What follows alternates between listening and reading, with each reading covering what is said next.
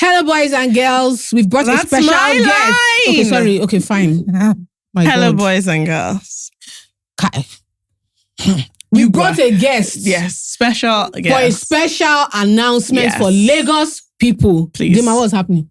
Okay, I'm here to tell you guys that it's happening. What is it? What is happening? The party, the live show. Okay, calm down. Sorry. Yeah. The live show is happening on the 18th of December. And the party is on the 21st of December. And tickets are available on the 28th of November. Yeah. So as soon as your Please, salary comes fast in fingers. like Nobody this. should DM me, tell me to message Jola. I don't want to know. Because now so intercession I did. Okay? Hurry up. Pay attention for the announcement and please get your tickets. As soon as your salary lands like this, quickly. Don't let it waste time. Jola! All right, guys. See you there. I'm leaving this platform. This is what the man said with his mouth. He said there is a distortion on the Uber. So basically, the map was showing the location, but not the way. So he said there is a distortion on Uber. He didn't turn around and speak pidgin to me. He said, there is a distortion on the map. So you need to direct me. And I said, okay, we're going to the road. So you think that gave you room to use words? We're going to the next road, the one parallel to this. And he looked at me and said, parallel? Like how? I said, oh, like this is the road. And I said, wow, parallel.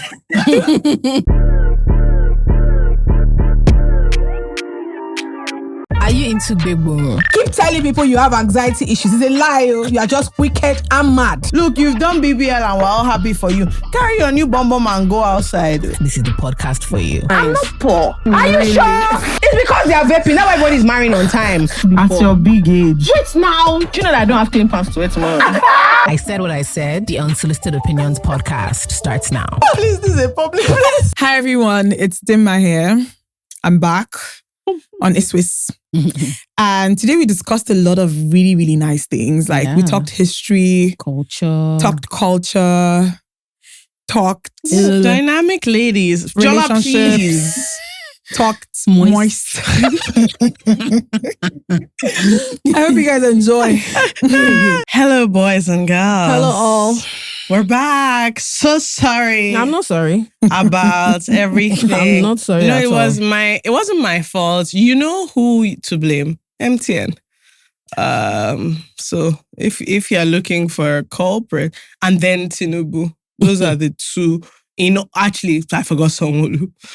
In order of why the episode went missing, MTN, Sanwo-Olu, Tinubu are the people to ask. Once you message them, they should get back to you about what happened because, I thought it was a great, great episode. Anyway, we have a guest. Woo! Who are you? Who are you? Okay. I'm back. For the fourth time. Hi, everyone. My name is... Which camera am I looking at, guys? Sorry. My name is Dinma Umeh. Okay? And I'm back. I saw people guessing the guest, and then someone said it's Dinma. And people were like, no, it can't be Dinma. This is like our first time. And they were like, don't you know these babes? I promise you, it's Dinma. Anyway, how are you? I'm okay. What have you been up to? What did you do this weekend? What did I do this weekend? Honestly, nothing worth mentioning, to be honest. It was really just like a lot of like planning, working, a lot of things leading up to this coming week. And I was in the kitchen a lot. Very stressful something. But you do throw down, to be fair. Well, yeah, but then it wasn't my choice. Okay. Just a lot of things, just prepping for the next week. I'm trying to eat healthier. Okay. So that's what led to that. But yeah, that's mostly what my weekend was like. I traveled. I came back. Jola is in and out. Jola is up and down. Sometimes when I message, I'm like, location, please. Someone was like, oh, are you guys around? I said, it's Jola that traveled. How many I traveled on Saturday, but I came back on Wednesday. How was it? It was good. It was really nice. It was very beautiful. It was cold, and I don't do well in cold weather. Was it your first time in Iceland? I went to Iceland and it was nice. It was really, really nice. No, actually, go to. What? Wrong weekend. It was last weekend. That's what I was going to say. That you were very much around. I was around. What did I do this weekend? Trying to think. I did things, but I can't. Actually, I just remember you had a dinner. Okay, so I had dinner. Fekewa had dinner at home.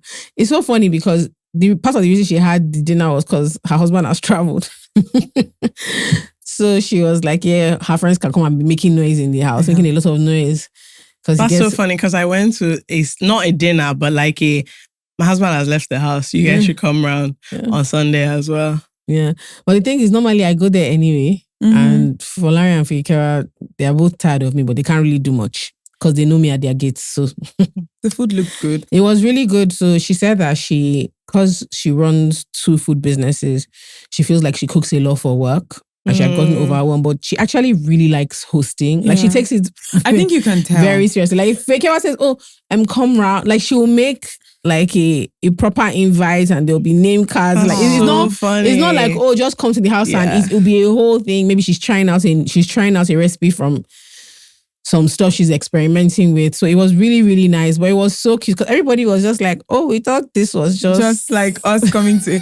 No. I'm not surprised because Fekewa planned our civil wedding. Oh yeah, and I think you can tell when someone enjoys the process. Yeah, we did it in Ajoje, but the whole thing, I think, even leading up to that, was that I had this whole image in my head, but then I was like,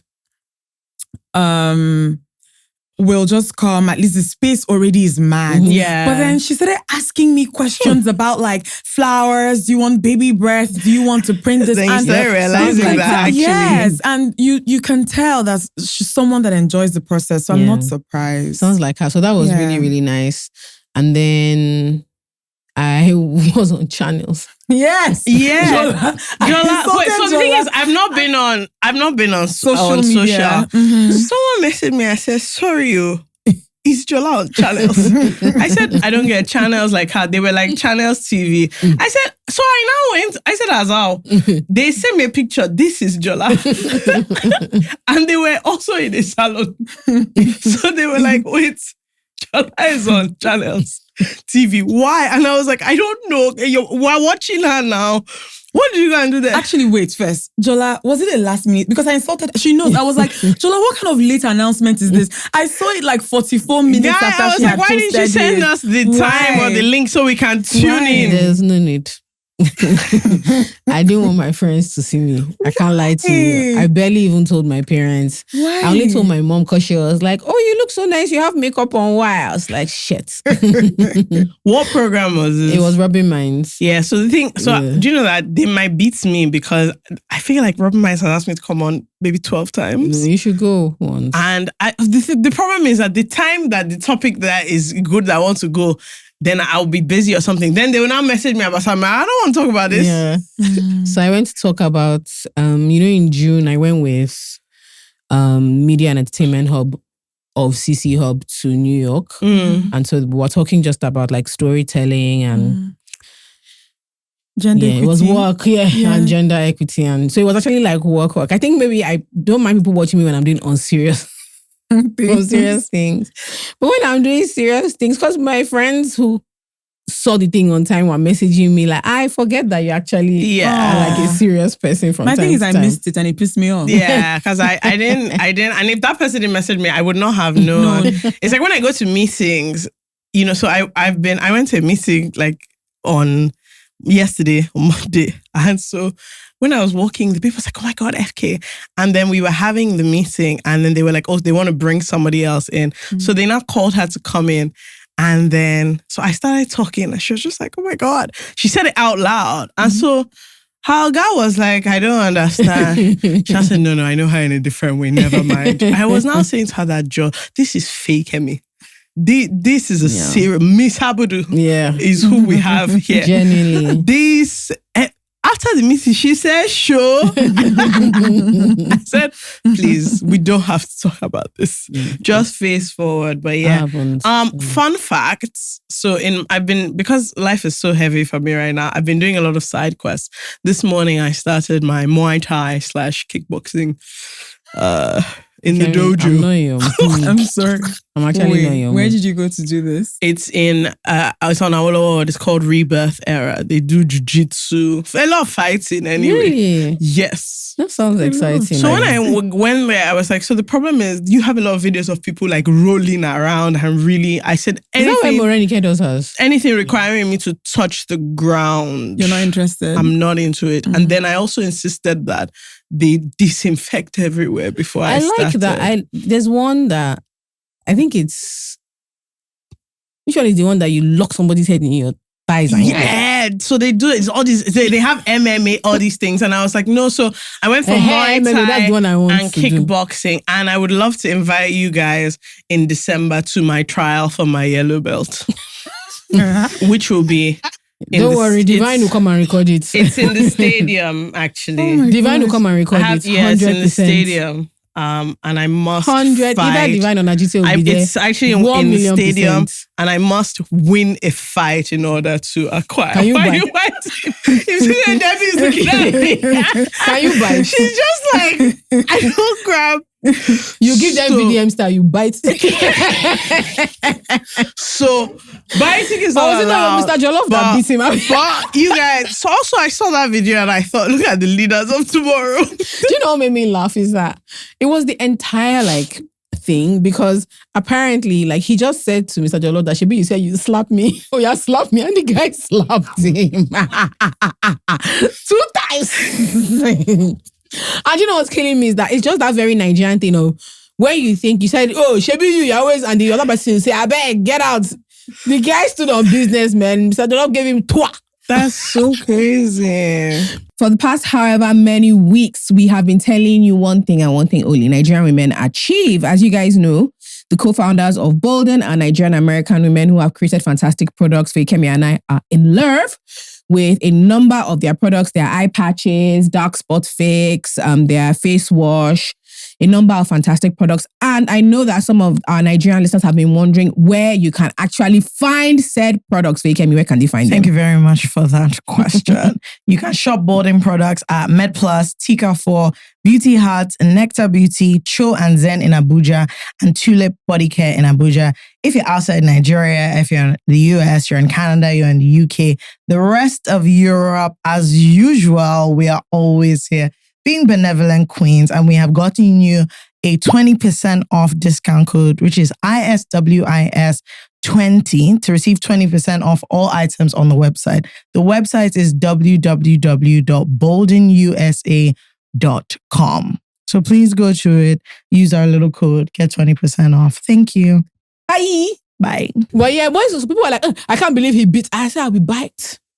I will bite. No, in that kind of situation, there's no dignity. You have to fight. I must win.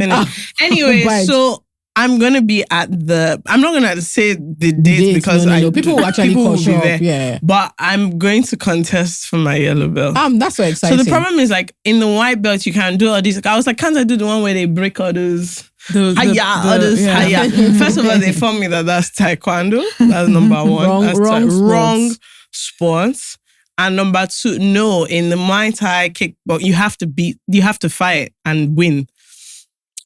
How did you feel after your session today? I felt very good. The guy was like, you know what? When you came in, I was like, oh, this is not a serious person. No, he did. He was like, can't lie to you. When he came in, and because I was like, I was like, let's wait for her to disinfect. He just thought, matey. I was like, can I wear my socks? He was like, no. I thought... Was it a big space? No, so it's one of those, and they have it proper, everywhere is padded, the whole thing is padded, and they have the bags hanging down, it's proper, you have to wrap your hand and all these plenty things. And I kept asking all these different questions, so what do you use to disinfect it? And he was like, are you here about the fighting? Or about, and it's funny because obviously you're exercising, but he's like, so when I was trying to learn a kick on the back, this is my first day, he was showing me just the broad range of movement. And I was like, so I don't understand at which point I will be kicking. Then he now demonstrated the situation to me and I was like, that is absolutely fair. If someone comes at you like this in the fight, you have to kick them here or here. And I thought, wow, this is going to be so dynamic for me. Because now, not now, but in 2 months, challenge me to a fight. Fake-emi, nobody challenges Like I you. just imagine I'll go out. And where, then someone will like, in Boho. And then, you know how sometimes all those men, all big men, they push you. Next thing, then you want to kick them in the club. And that's it. They're on the ground. That's actually what's going to happen. Because you know, those situations where you're like, why did you push me? And they're like, this one. By the time I just do something and you're most on of the the time ground. You say, why did you push me? They say, I'm so sorry. Okay, that's true. But can you not just in the club? Like, can you not just work with me on the matter? Sure. So I'm trying to think of a scenario where I'm going to, in real life, use my like newfound. Maybe when you go to Lagos Island. No, they do. They insult them. And there's some parts where they actually try to grab you. Fair. Okay, and then I can react quickly. But I have to be careful because some people are not okay. And they won't. The problem is I've learned just the beginning moves, but you fight it, they contain their rules. You can't hit, you can't pull my hair. Can't bite. Right. But I don't think in Lagos Island they're into the rules. So that's why I want you guys to know that actually I'm going into this and I'm I need to issue a threat. Okay. So whoever is in charge of fixing inner roads in Lagos, you have 2 weeks. Till what? Exactly. Till something happens. What happened? You can't send them to me for fighting. Because my road is like, I can't say what my address is obviously, but my road is Didn't they just fix messed up. It wasn't bad the last time I was there. It's the side you came from. Oh, okay. The other side. Okay. It's true, they fixed from one place. Yes, they fixed from one side. But there's now been like a lot of construction happening. And so a lot of like trucks. I know that's what actually damages the road. So there's like huge patches all over my road and I'm on water. Is all I'll say. And so just the rain is not. I'm trying to figure out like who is in charge. Is it like the commissioner of works? Is it local government? And I actually am going to give them because the thing about me is when things like that matter to me, I become very tenacious. Yeah. So in essence, let me just explain what I'm going to do. You end up going to it's just a local government. I'm going to go to the local government. I'm going to ask politely. I'll write whatever I need to write. But if they don't answer me in 10 days, I'm going to put out all their phone numbers. Yeah. Literally. Like that's what I'm going to do. Because at this point, I don't just think we should be engaging like we're dealing with normal people in any governments, any parastatal. We're not dealing with normal people. So quite frankly, like I'll go through the normal channels. I'll take the pictures, everything. And if I don't see, at the very least, people wearing that vest to come and measure something. Like I need to know that something happening. I will actually just start posting people's numbers. Be like, hey. Just give them a call. Just give this person a call. Let's see. Say hi. If you have any spiritual problem, I hear that they're sharing money here. Please call this person. Genuinely, like I'm going to dox you if you don't fix my road. And I'll also, I don't even need to dox. I don't even need to go that far. The truth is, if I say this is who is in charge of fixing roads, people have issues. They will call. So I just want to because it won't even be just your road. I want to use this gentle opportunity to reach out to you. It's patches. It's not even the whole road you need to do. They're just little bits here and there. Also, I can fight now. So no, I don't think that's part of what we're doing. I don't think that's what we're doing. Please, if you see me, don't fight me. I'm not yet ready. Please. Yeah. Hello, boys and girls. I am back again to tell you about Misan. Nigerians in Nigeria can now sign up on the Misan app and get virtual USD cards. You can use these USD cards for all your international payments. Spotify, Amazon, if you want to buy me something on ASOS, anything you like. Remember, Misan used to be called Coins by Bamboo, but now we are Misan. Before, you could only use the app if you were in Canada, but now it works for transactions to an additional 15 countries. You can fund your card in Naira or in dollars, anyone you have. There are low transfer fees, amazing exchange rates, and no hidden charges. So run, do not walk to the Misan app. Bye. Anything black belt. But other than that, because the episode deleted last week, going to Iceland was very eye-opening. And I will say something that I learned that was really interesting.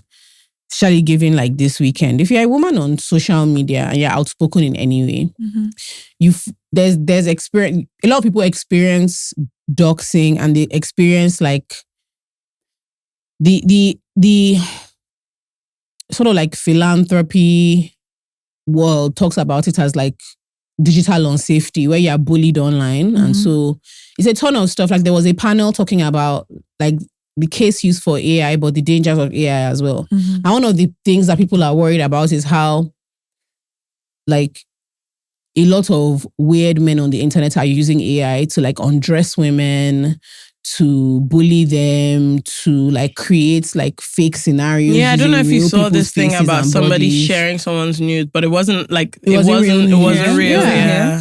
No, it was in America. It wasn't real, but it was in high school and they printed out her pictures, but it wasn't even exactly her. So a lot of stuff like that is happening, like fake messages, all that kind of stuff. And there was a panel that was talking about how a lot of what you see it's managed, controlled, paid for bullying. So our understanding of how the world works, things don't just happen. And the way the lady explained it, she was fantastic. She was absolutely amazing. And she was explaining how funding, how ideology is funded and how it works. And how you see stuff like, an example that resonated with me was that in West and East Africa in the 80s, a new wave of religion that was very like, so that's where you had like charismatic movements, Pentecostalism if you're Christian, and then Wahhabism if you're Muslim. Like this strongly backed ideology kind of swept through. And there were preachers coming, there were teachers coming, whether they were from Saudi or from like Southern America or whatever. And yes, there was an element of sort of, the word is proselytizing, but basically preaching and trying to convert people. But it was backed by real money. So there were think tanks, there were funds that were basically like, yeah, go ye forth and preach our message, but also set up schools, fund people who carry our message further. And some of the things that they cared about, Nigerians weren't really thinking about in a very specific way until this ideology that was backed by faith or a religion came in. And that's where you hear stuff about like what women should be doing with their bodies or how we work or how we should raise children or women shouldn't work outside the home or men are the ones that are supposed to be in leadership, and you back it by ideology. She then broke it down even further to talk about how a lot of stuff that we're watching is funded. She talked about how, like, for instance, a lot of like right-wing American idea, because she was American, is not just people who think, oh, I'm just going to start a YouTube channel. Like some stuff is heavily funded by think tanks, by billionaires who share the same ideas, by, you know, it's just, she's like, it just doesn't happen. So a lot of what you think, sometimes you say something and it feels like hordes of men are just coming into your mentions to insult, to abuse, kind of bully you off the space. It's not out of nowhere. Some of that stuff that you think is, some of it is actually paid. Yeah. Like they are in group chats and they are part of think tanks, and that's why they spew the same ideas over and over. Even if it's not paid, it's incentivized. Incentivized. Yeah. And I see this a lot. I think the two main platforms would be Twitter and TikTok. I think that where this is very overt, like if you're paying attention objectively, you actually see that there's a pattern there. So it's not surprising actually that you've kind of explained it this way. I'm not surprised. I was so surprised. Oh yeah, we need your mic a little closer. Hey, whoa. Sorry, guys. Your phone. Sorry. Yeah. Okay, it was very interesting. So there was an organization that last year, this woman, the organization she works for had done research and found out that this organization, which everybody thinks is just like kind of like easy breezy, they were just making headway, blah, blah, blah, blah. I think it was last year or 2 years ago, they had raised $94 million from 4 donors. 4 people gave just this. And the reason that they funded this person in particular was, let's see how far you can like spread. We like the way you spread your message. Right. So however you want to do it, if you want to like blow up your YouTube channel, if you want to like fund smaller, if you want to fund like smaller conservative unit. It was so interesting. And she was explaining how she thinks that we don't realize how a lot of stuff doesn't just happen. Yeah. Like there's a lot of funding and thinking and like you put your money behind your ideas, and it was just very, very interesting. And other than that, Iceland was very nice. I went to where Timmy and Izzy got married. The church is very beautiful. Yeah. They chased us out, but because to be fair to them, like it was evening, it was closing, so it was nice. And then they have really nice restaurants. Yeah. They have really, really nice restaurants as well. So how was the food? Was good. The food was really, really good. Is it like international cuisine or Icelandic stuff? There is Icelandic stuff, but they have international cuisine. And are you really, very really curious about food? Like when you travel? Very is a strong word. I'm curious, but not very. So I'll try things, but I don't feel obligated to pretend I enjoy what I don't enjoy. Yeah. So I will, when I travel, I don't miss Nigerian food for maybe like, I think around the 6-week mark is where I start to think, I need Nigerian food. So, and I think maybe boarding school had something to do with that, but I don't. Yeah, I also think it's location dependent. Like if I go to London, I might have Nigerian food just even in the first week because first of all, I know where it is, it's accessible. But if I travel to like Italy, it can never cross my mind just because this is a different experience. This doesn't feel, it's not, the same. Funny, when I travel, I'm more interested in the vibe or like the experience of a certain type of place than the food 9 times out of 10. I'm very similar to FK in that regard in the sense that I'm like a history nerd. I say all the time that if I wasn't born here, I'll probably be working in a museum. That's like how obsessed I am with things that happened before. Even with the things that I read, I'd read a lot of historical fiction. I'd read anything that has to do with history. I love things like that. I even have eras that I am very, very just obsessed with, like 60s, for example, like anything from that time period, 20s, 30s. I don't like reading about like the first or second. I find that era very strange. Which the first and second World War, 1918 to 44. Like I find it very. I think the 20s for I think that my first whole thing. My whole thing with history, or the most accessible type of books that I came across when I started reading, were always like historical romance, right? Yeah. And Regency, sometimes like, Victorian era and all of that. And I think that I've always been very, very fascinated by the shift that like you get, especially with women's fashion, everything that happened between like the late 1890s, the shift between that and the 1910s, 1920s, just how everything changed so much. It was like women just dropped their shackles. So just seeing how everyday people lived that time or reading stories about them and their lives, I'm very fascinated. And then there's this whole thing, I don't really care much about the 30s, 40s. If there's anything from... And then the 60s, the 80s, 70s, 60s, honestly, for some reason. 50s, I don't think that I've even read much about. But like when it comes to history, like that's... Sorry, again, I've started. Okay. When it comes to history, I'm very, very interested that way, right? And so like... If I wasn't born here, like I would be somewhere where I'm just constantly consuming historical things. So when I go to places, it's the museums, it's the tourist attractions, it's the historical sites. These are things that I really, really want to see, right? Architecture. I could stay at a building for days, which is weird, but I'm thinking about all these things, thinking about all the workers, all the people that were involved in the process, all of that, right?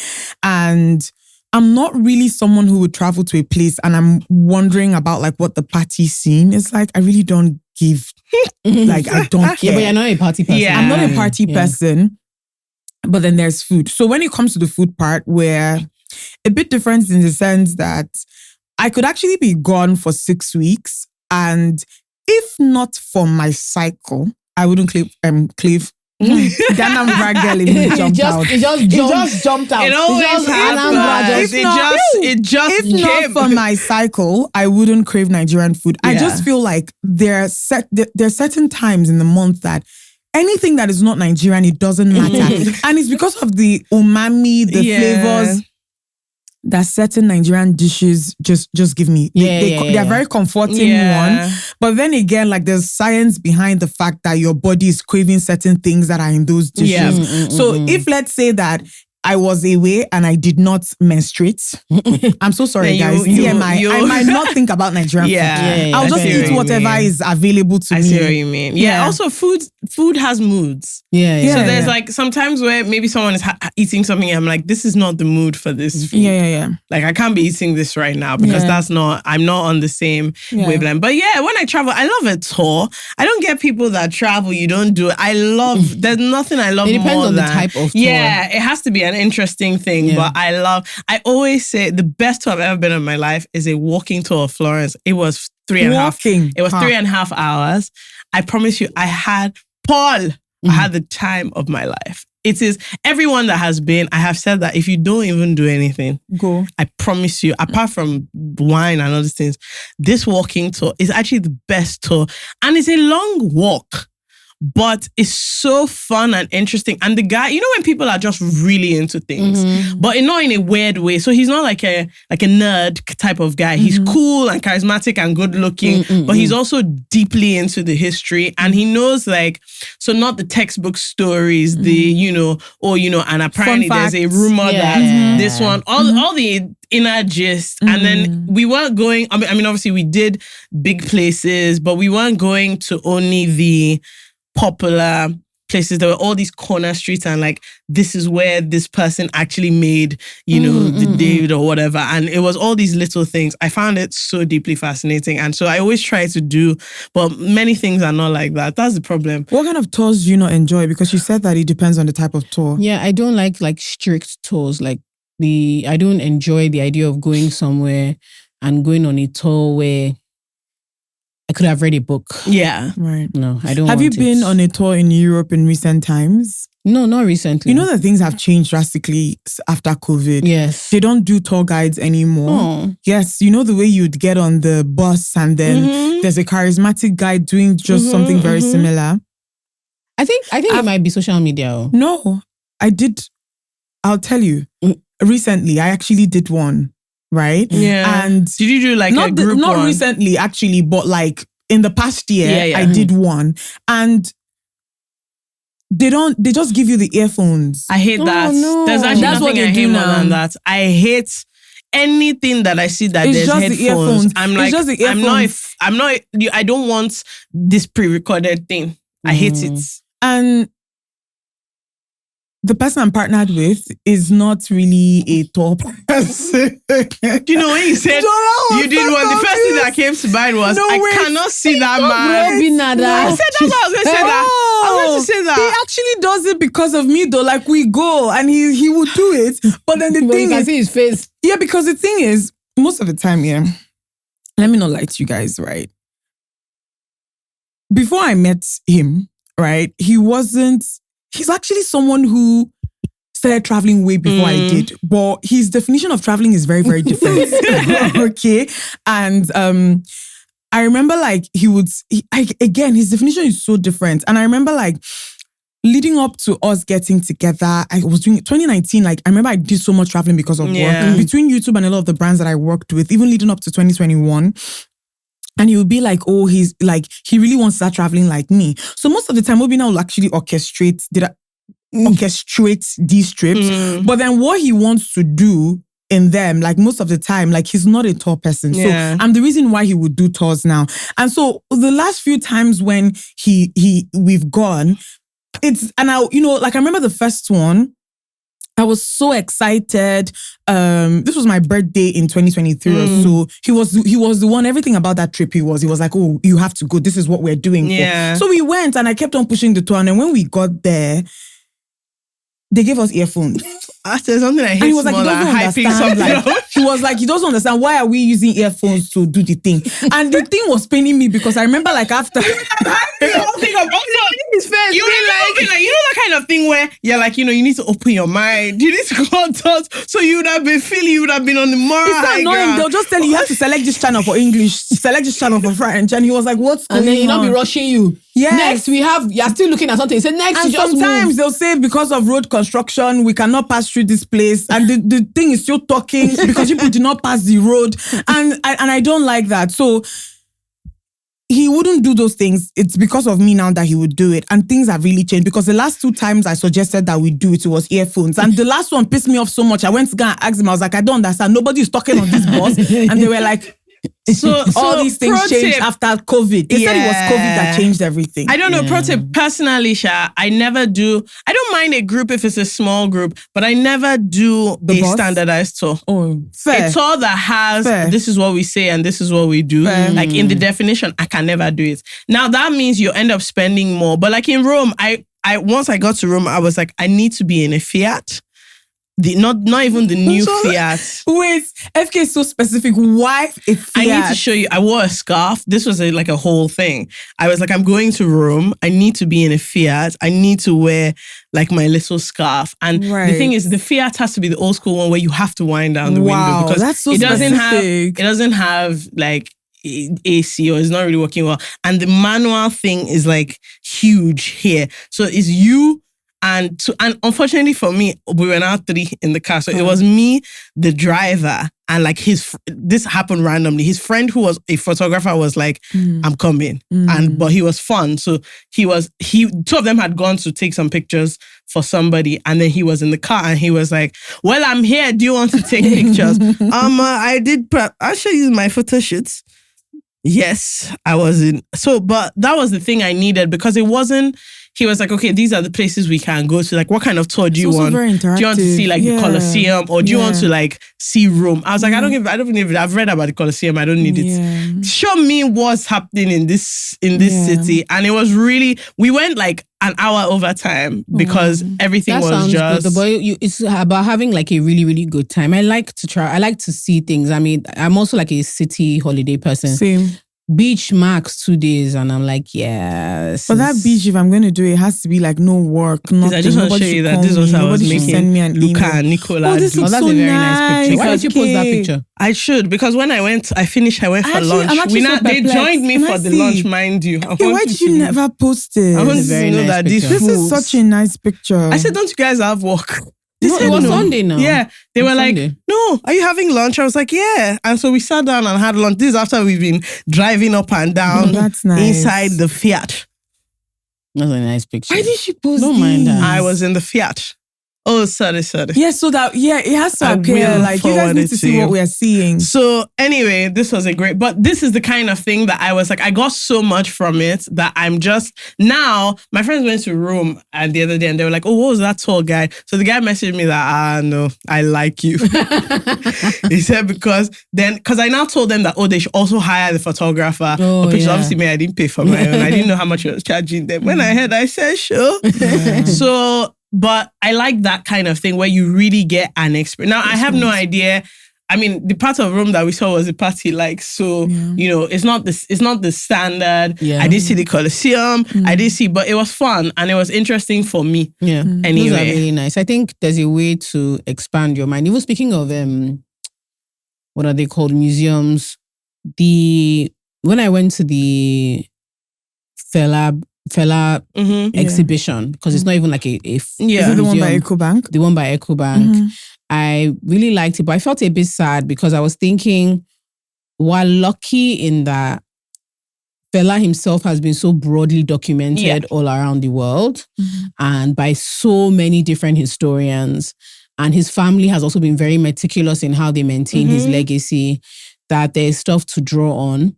But I was thinking, like, I've never seen anything about where I can learn about or see stuff from other musical greats or people that like. So I don't know where I can see anything about Dennis Osadebe or Victor Waifo. Or there's nothing really like Onyeka Owenu. There's nothing that or if I wanted to be like, okay, I want to know more about the Yoruba Traveling Theatre, or there's nothing anywhere. And it wasn't just that, it then went into like other bigger things. Like if I wanted to learn about Funmilayo and some Kuti, like there's nowhere. Or Margaret like beyond the standard story or beyond the standard things. You read about King Jaja of Opobo in social studies and that's it. Even like that, if you're lucky enough, like I think that there's just something, I don't know when it happened, between colonization and Christianity and just religions coming in. I don't also know how much of this has to do with the fact that for some of our core key religions we have, for them to have dominated that the way that they did, they had to almost demonize where we were coming from. Yeah. But the average Nigerian really does not think that history is something that is important. Value, They don't think about it a lot. They don't find any value in it. And we don't, like, to the point that sometimes when you're even talking about it with your peers, they're like, this is a very nice quirk to have. But it's not, like, they're like, why is it something? But I think that if we document these things, it gives us, like a lot of things, we even realize that we're living in a simulation because a lot of the things that we are experiencing are things that have happened before. And so it always confuses me. This is the Matrix. Yeah, because when people, stop laughing, I'm being serious. Because when people are like, I'm always very fascinated when something is happening and there's a lot of, Jesus, wow. Like, really? Like, this is not new. Yeah. I think that we are abnormal. Like, we've seen things like this in different degrees over the years. It's just the outfits that it's wearing this time around. That's what's shocking. That's what's different. And so the thing is, like, I don't know. Like, it's very, very sad. In secondary school, I remember how sad it made me that we didn't have history. I hear that history is back in the curriculum now, but when I was in secondary school, there was no option to like do history.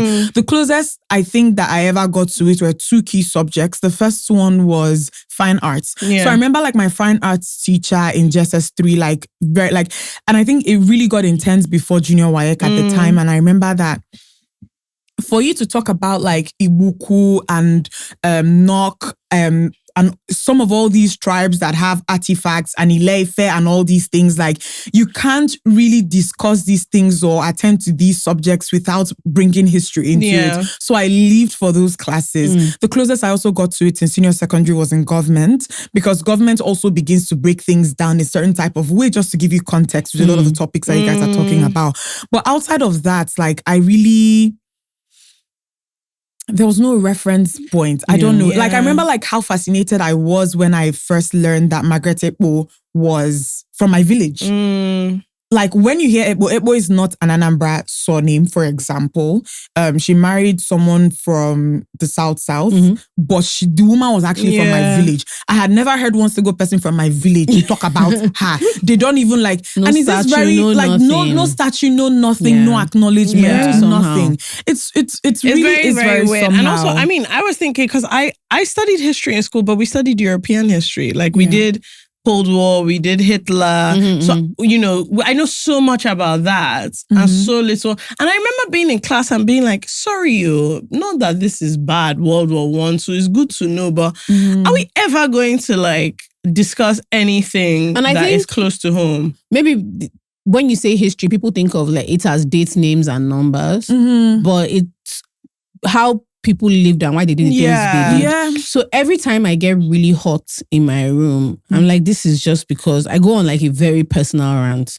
No history, no books. I tell you why your ancestors built houses in a certain way they built, and how like there were I don't know what like if your grandparents lived in like the Southwest and if they had houses that they built in like the 70s or 80s.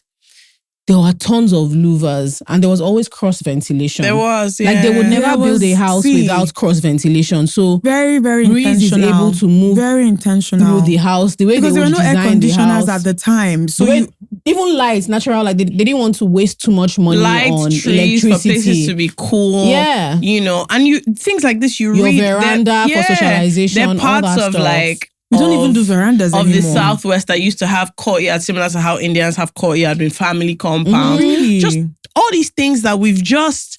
Do you remember how fascinated I was when I realized what an ubi was? When I went to Dinma's dad's house for the first time. I was like, I don't understand. Like, you have like an outhouse. So they had to explain and I was like, oh my God. I was that's like, so amazing. I kept saying, wow. I said this is an outhouse. I said this is a chalet. Yes. No, to me it was just so interesting. It's actually very common in the South. Chalet. This is what I discovered. But I'm like, I've never seen it. It's like how I went to visit one of my friends in Niger State and they always have a formal living room for like outside guests. Yes, and then really? we now left there and went into the living room, and I was like, this is crazy. So it's a completely different living room. It's a living room, but basically when you enter the house, there's a living room for like outsiders. But then there's a living room for like family close members, friends, your family Yeah. members. So your general visitors are there, and then you go into like another. So I remember at one point there were no people there, and he was like, "Oh, you can just go into the like actual living room." I was like, He was like, "No, this one is for guests." That's actually where we. And I found it so fascinating because culturally, this is like a welcome. And I went to like 3 different houses, and they all had a version of that. And it just made me think, what we were losing so many. Yeah, so and many also like a things. lack of curiosity. It's the same thing. It's a fundamental lack of curiosity. The lack of interest in what makes up Agbo. Is a very. Do you know what makes up Agbo? Exactly. How can I know? Everybody. I feel like everybody has their own. So you hear stuff like if your baby has, I think it's a certain type of rashes, or a lot of people will just call like their grandma or their auntie to do whatever please, they do. They'll explain what's wrong with the baby. Somebody will send you Agbo. They say use it to wash the baby's back. 3 days it has cleared. And he clears these things. What was in this thing? It's one leaf. Is one guy we used to use because after school we used to go to my grandma's house every day. We used to have an Agbo bath once a month, every month. Really? Yeah, my grandma was just like Agbo. Then we'll have calamine lotion. Then we'll use charcoal to whiten our teeth, and then till now, when she brushes her teeth, she still uses one very specific chewing stick. Yeah. Cause she's like, my teeth are whiter than yours. So she's honestly, always like, and their breath smells nice. Yeah, she's always like, bro. So it's history and culture. It's history and culture. And we're a bit silly. A lot of the things that we put a lot of value on, like Western things that have all these long documented origins and they evolve. They're not even like the start of these things before technology entered them. They didn't even have the type of solid background that some of the things that we look down on have. Sometimes I find myself that there are things I think that I have to dig really deep into my memory to just see, like, or remember what it looked like. I remember like recently I was having a conversation with someone and I remembered like when I was a child. It's so funny because my mom had a lot of kids, 7, and some of my much younger siblings, they cannot even remember what I was talking about. But I'm old enough to remember that my grandfather had an what's it called? An UBG. So basically what that means is a yam ban. You read Chinua Achebe and all these things and they just try to explain just how big like yam was as a cash crop for the Igbo man. How like to measure an Igbo man's wealth, you had to do that by looking at the size of their barn, their yam barn. And so a lot of people who are reading these things, they don't even have any reference in the sense that they can't visualize it. I can't even picture what a yam barn is. I'm old enough to remember walking into my grandfather's barn and it was a very fancy thing. It's like a structure that is built outside of the house and it had all these layers that went all the way to the ceiling and yam is stored in different ways. And if you guys needed to eat yam on that day, you have to go in there and then pick a yam. And there's this whole process to selecting the yam depending on when it had been stored. We don't have any of these things anymore. And I remember like thinking about it, like remembering actually what an UBG looked like. My sisters or my younger siblings, they don't even know what I'm talking about. And so sometimes, because what I've been doing of recent is, it's also like, again, it's a lot of things in the sense that I remember like sometime this year, I decided that I wanted, from now going into next year, I want to read a lot of Nigerian classics. So things from Cyprian Ekwensi, some of all these authors that we don't even talk about the way we talk about Chinua and maybe Buche Mecheta. And a lot of these books are not even in circulation anymore. Yep. Because, and I'm just begging God, please, Masobe, what's the other, please call them. What are the publishers' name? Let's beg them. You people need to go and talk to these people. Like Masobe, what's the other one? I'm trying to remember some of them. Farafina. You people should go and talk to these people so that these things are accessible to them. So to buy these things most of the time, it's so sad, expensive. But you have to go to Amazon.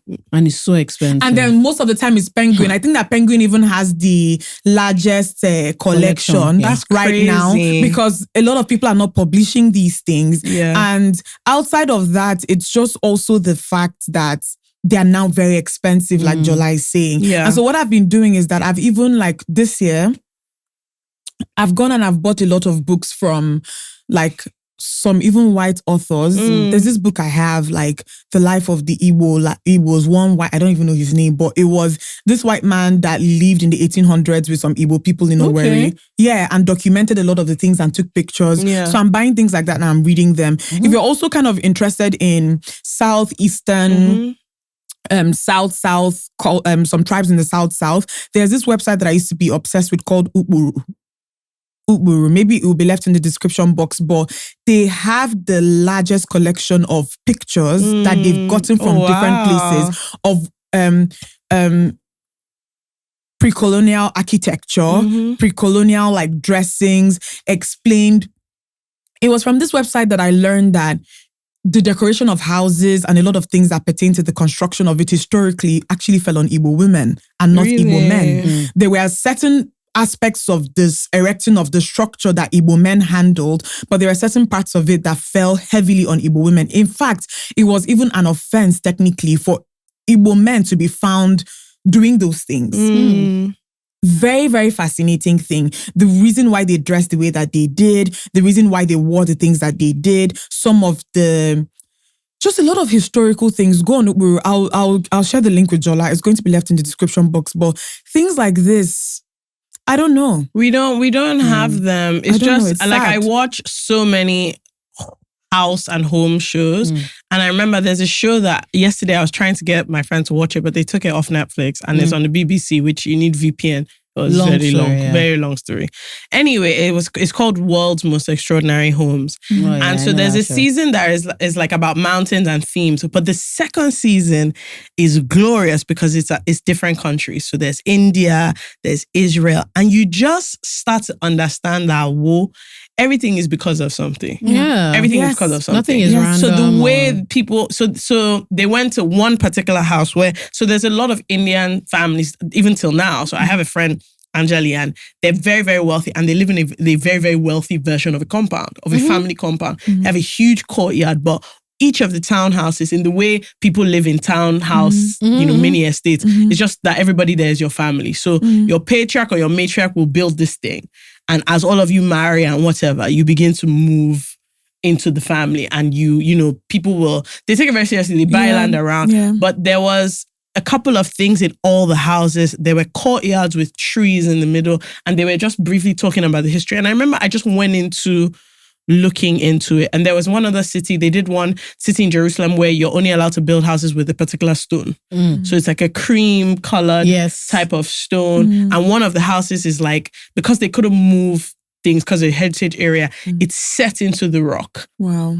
So like the house, the living room, the rock is inside the living room and they just put a glass thing just to cover it because physically, even though that's their land, as the rock was moving, they couldn't do. And you just start to understand that we are playing.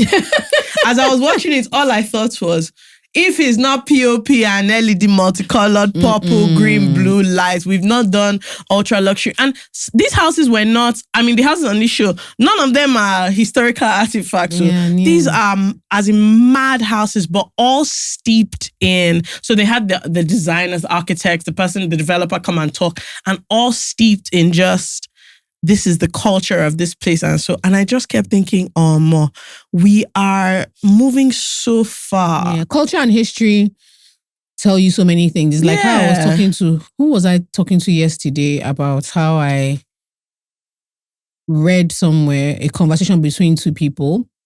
Or was it my uncle that was talking about how in med school they were joking, because my uncle went to med school in Nigeria and he was telling me how they were joking about how a lack of curiosity hampers scientific and medical growth. Growth, yeah. And he was talking about how a lot of people in their family, maybe in the 18th, 17th century, your great-great-great-grandfather had an allergic reaction, right, to like peanuts or some sort of oil or whatever. And at the time, they didn't have enough knowledge to understand. So they'll just say, maybe the gods, something. But 200 or 300 years later, somebody's still telling you that in our family, we don't eat this thing. Yeah. Right? They just have, and then somebody will tell you that, oh, whenever I eat this, I get rashes. So you don't have a bad reaction, but there's somewhere in the family line there was. So you have like, but that lack of interest in history or in that lack of curiosity will punish you somehow. It's how we keep trying to like bully the Western world to have a higher investment in sickle cell treatment, but that is exclusively a West African, a black issue. I don't even. Is it outside? Is sickle cell found outside of the West African coast? So. I don't know, but it's very much a black issue, and it's black people that have it, and it's arguably a West African issue. So it's something where if the countries with the largest black population in the world haven't invested in the science, you can't wait for Europe to wait for Europe to kind of pity you to figure out this. Yes, it's true. Like there are now black people all over the world, and yes, they should be invested. But I think about it all the time. I don't think there's a higher concentration of people living with sickle cell outside of Nigeria. So why should somebody else be like invested? So I think about these things all the time. I think about how we talk a lot about how Nigeria has the highest number of twins in the world. Really? There's a village. How did I not know this? There's actually a village that has the highest concentration of twins. Really? Yes, in the world. Yes, it's it's because of things like in the Southwest. Have you guys seen this? Have you guys seen this? Please, what are they eating? Yam. After you just you're talking about yam band. That's how go and build this high your backyard. No. I'm just like asking. But it's true. Like I didn't know. So we keep just saying yam. that there's no, it's not just yam. I wouldn't even know I'm being silly. It's not just yam. It's not so funny how the two tribes that we come from, you guys actually placed twins on a pedestal. Yeah. But us, it was actually a problem. Yeah. For a very, very long time. What? Yes, now. Well, I know this, but it's so interesting because in Yoruba culture till twins date, twins are a big deal for you guys. Twins are a big deal. We have people so who have many twins will tell you that people will give them, like, people will dash them money. People want to touch them. I have my friends who have had twins, people wanted to, like, church-wise, wanted to come and rub, not even just church, people wanted to rub their bellies, use them as a point of contact. These are not people trying to have children. No. Just for blessings. Like, just for blessings. Because they're considered good things. Yemi talks about it all the time. How people are so nice to have because of the twins. It's really crazy. But it's a deep law in Yoruba. There are all these, my stepdad is a huge collector of art, and there are all these effigies that are Ibeji things, and they go way, way, way back. And it's always when maybe like the other time an American historian came and she was like, oh my God, the Ibeji, and we were all like, twins. Oh. As in normal Taiwan candies, so that was your issue. Even are there twins actually ever named anything outside Taiwan candy, or is that the standard? I mean, they name? have there will always be another Taiwan name. candy. Yeah. So it doesn't matter what you call them. Okay. You will always it's refer like to Ada Taiwan. and things like that. Like the way there's always an Ada. It's because the two names mean very specific things. Yeah, they mean. Right. So there's a, and after them, Alaba? Everybody's named. There's Alaba. There's all of them have names. What does Alaba mean? The one after the twins. Yeah. Interesting. Yeah. So there's two things. I think there was when Jola was speaking about like the curiosity, and I actually completely agree. But then again, I think that a part of it that is also not spoken about as much is also like there's a level of shame. It's so weird. How do you mean? So I remember the very first time, I think I was in my early 20s when I had discovered Ukburu as a website. And basically, a lot of our ancestors dressed, or they looked the way they did, considering the weather. Oh, it's too hot, man. Let them finish fly. And I think that very, very, very minimal covering. It was one of those things that, like, sometimes you hear things like, oh, Igbo men don't grow hair. You people need to go on Ukburu and see the hairstyles like that Igbo men were rocking. Yeah. Like, so it was actually a very, very big thing. But I also remember the first time, like, I was obsessed. Like, I would obsess. Like, I would go on this website every single day, refresh it for hours, leave comments sometimes. And I remember being so fascinated one time, and one of my older family members was around. I was like, come, like, let me show you this very cool thing I'm seeing. And it was so jarring to me that our experience to what we were both looking at was so different because he was like, but like these people are naked now. Like he was actually, I could tell that he was, I wouldn't say disgusted, but he was ashamed. Yeah. Because there's this whole thing. And again, it's it's all these nonsense things that we internalize. It's the Abrahamic religion in the south. You know the way that's it. That is it. I have a friend who, they take on time. If you just talk about anything, he'll say, and that is because the Abrahamic religion. Hey, Baba. It's like friends are any small thing, but white man. I said something. He said, it's because your mind is colonized. I say, because of the lunch that we're eating. He said, no, Jola, your mind is colonized. Because if you think about it, based on the Abrahamic, I said, don't start. I always say to people like that, why don't move to Ibadan now? Let your mind start being free. Do you know the funny thing is that, I don't even think that this person's shame was coming from a very religious place. It's the fact that you have been conditioned to believe that anything or anybody that looks like this, there's no legitimate reason as to why anybody at any point in time should have like ever not one shirt and trouser.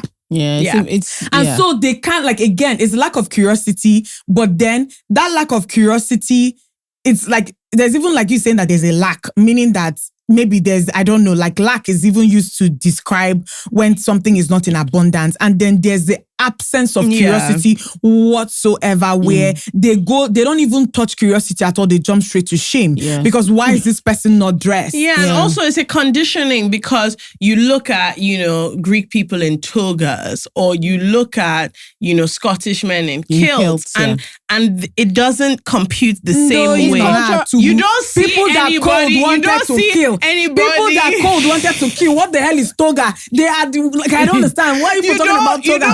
Cold wanted to kill them. That you don't have anybody doing a party of let's dress like Nigerians who wear titties out in who were wearing wrapper or whatever. But toga party, they'll be there. I think it's also like some version of cultural inferiority. So I was reading something that so true.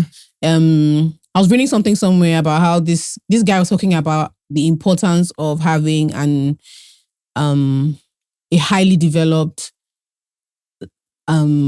indigenous African country where your development doesn't hinge on Western or Eastern interpretations of what it means to live. So whether it is your choice of transportation, how you build, how you eat, how you educate, that until you have that, there's just a constant sense of, we'll be having conversations and it will still come up that, the black man is behind. Like there's this idea that like we don't know anything. We can't do anything. Like we don't have these things. Like we don't have our understanding of warfare, childbirth, child raising, faith, all that kind of stuff is subsumed into people who run to Western or Eastern religion, Western or Eastern ways of dressing. Get your inspiration from couture, or like a lot of your understanding of the world comes from the East outside, or the West. And until we sit down and figure that, to be honest, there are things that, and you can see it in snippets of things. Like there's a reason why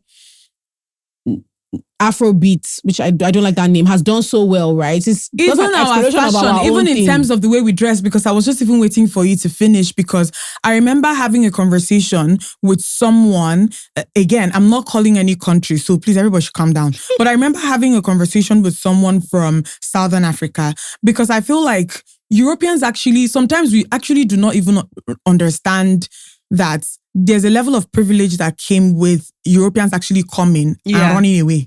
Because of, we can talk about the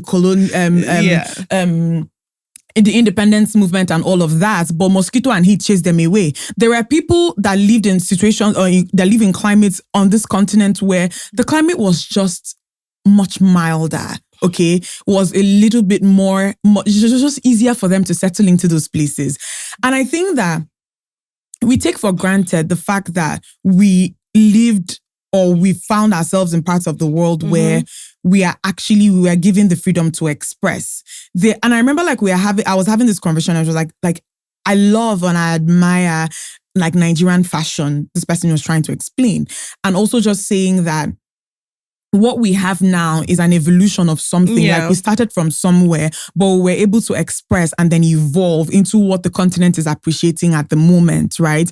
But there are some of them who came from places where they were not even allowed to do these things. You were not allowed to wear like fabric that you people created. You were not allowed to speak your language. You were not allowed to express yourself a certain way. And so the fact that we have some of the things that we have now in terms of art, and you see all the places that Nigeria actually thrives, all the places that I feel like we would say that we are doing really well, it's because we're able to express and these things evolve. And this is just adding to what you said in terms of like cultural inferiority, because you are trying to explain to me that finding yourself in a situation or an environment where you are not allowed to express, you are not allowed to explore, you are not even allowed to claim things that belong to you. Yeah. You just feel, obviously, you're automatically conditioned to feel superior to outsiders who have already come and settled and refused to go. But then there's also a wider conversation, because it's a bit easier when, before the internet and before a bunch of things, like you were just in very close proximity to these people, and these were the people you kept on comparing yourself to. And then things are open and expanding now, and you're seeing that, oh, these other people who were allowed this thing that we didn't have, look at how far they are. Yeah, I think it was a direct result of direct and indirect colonialism. So for a lot of wider Nigeria, we had very limited individual. So there was a lot of indirect rule. So the colonialists would use like kings, village heads. And so we weren't directly interfacing in a lot of like the country, large swaths of the country. They were hearing of. You knew that this was what was happening. You were hearing of it. You didn't have to. I was reading about, I think it was Kenya, but like there were some parts of Africa where there was a lot of direct. It was very overt. Like they were telling you. I wish we just cared. Like, even more. Just we just yesterday, read more. So my friend Jake is around, and we were having a rant. Yeah, I do that. I do that every time. And he's like, bro. Yeah. I love doing this so much. How many times a year do you see me? I'm still like, sometimes when I see him, I just say, hey. I love a Ghanaian. Hey, no, he's always so heavy. The best. Hey. Anyway, he was just saying how that, and he was talking about something completely different. We're talking about fashion, and anyway, I don't say, but we're talking about something to do with the way fashion is expressed in Nigeria versus Ghana. And he was saying that, he did, first of all, Jake has like 4 degrees, and he did a lot of history. And he was just saying that one thing that's interesting is, that a lot of in colonial times, they went to Ghana and they settled. They had homes, and a lot of them would go to Nigeria to work. The Nigeria was set up, what is now Unilever. Nigeria was set up to be a company. Same way there's the East India Company. So there was corporation we were meant to make money here, but they went to Ghana and they were living. They were with their children, and they came and they were marrying. Yeah, I remember they came here and there was homegoing actually opened my eyes in the way that they explained some things, because when we hear the story of slavery here, we did not, again, the way that the officers came, they married into it wasn't by choice, but they were abducting people, and they actually were marrying, like, go and say, oh, give me one woman to marry, and the woman is married to them, living in the house with them, and they have this other family outside of the one they've left in England. I don't know if it was as common as it was here as it was there. I don't even know, but he was just basically saying that it has shown up in strange ways, that there is, even just in the psyche of how a lot of things come. Obviously, there's independence that we both had, but that there's still a mentality here of vim, and there's still a general mentality there of ease, and things just is when everybody has finished doing vim, it will just arrive. And then here we're just, moving forward. And even the way things about, like, the attitude towards authority here, where, it's not really the thing to challenge. It was so interesting, but so he was here or there? Both here and there. He was like, here, there's still an authoritative thing, but it comes from a different place. Whereas for them, it was what you're saying, where there was a lot more direct, direct interaction with colonialism. But it was very fascinating that he was just saying he has been reading and trying to understand how the way, the colonialists came and left influenced the way your country is now in relation to other people. Wow. This thing you're saying is similar I was reading, and this is why I like telling people to read fiction and like non-fiction. So I started reading like a lot of books that came out of the Caribbean. And I started like, when you're seeing, the first one I read, I was like, okay. And then I noticed the same thing popping off. And I think it's similar in a lot of parts of the Caribbean and Latin America, where there's still like a hierarchy based on race and color. Oh, yeah. And so you have people who are, for lack of a better word, have maintained directly like what their ancestors were told that they are in terms of superiority. Exactly. Passes down. And they're still there. And so they are like, what they call them, like the light brights. And they were like, there's a ton of people who, and they still control industry. That's everything, crazy. even government. I think the first time I saw this was in Patsy. It was in Patsy. Yes. It blew my mind. And I thought, I was like, is this a real thing? And then I went to Google and I was seeing how there's still a lot of talk about those who are freed from plantations and those who are like house workers or people who had intermarried with slave owners and colonialists and what that looks like now.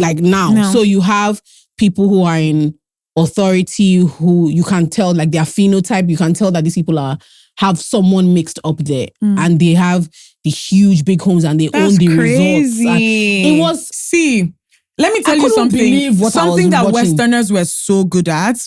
They were so good at convincing people that they were more important than others going by the phenotypes that Jola just described. Even I remember the first time I did a deep dive on the Rwandan genocide and how a lot of the things that led to the final disintegration of things were Europeans basically telling people that, or telling a specific group of people that they were superior to the others. And sometimes what they used to validate some of these things were physical attributes. The way nose, the way this and that. So it's so interesting. It's very interesting. So even the way cultures are. So even in Nigeria, they assign different things to different cultures based on, okay, you guys are a bit docile, so this is what we're going to use you for.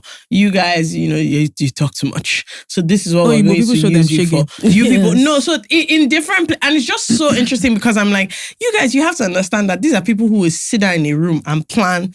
You see these people, this is what we're going to do. Meanwhile, us, you people are even, wait, excuse me, people like, you say us as in who? Us. Have you ever, do you know us? Let me tell you something that makes me laugh is sometimes when election comes around and be like, you people cannot band together, and give us a candidate. Have we ever banded together in history? We have never been able to do that. Do you know what it is that when the white man came to Nigeria, right? They could not, with you people, like they were Obas and they were Alafins. There was nobody. You're talking to a group of people that they'll break your, like they don't want to hear what you're saying. We were and again, it's just the way the system was set up because we just believed in a very centralized way of doing things in the sense that, Igbo people just wanted like at least one person from your kinsman represented in the Umunna. So we have the Umunna. And they tried to the point now that a lot of people who you see who will tell you that their father or their parents are kings or that they come from a royal family in Igbo land, right? Yes, I think, and I'll explain to you what happened. The only part of Igbo land that I'm aware of, some people might come to correct me under this video, that had a type of centralized rule before all of this was Onitsha.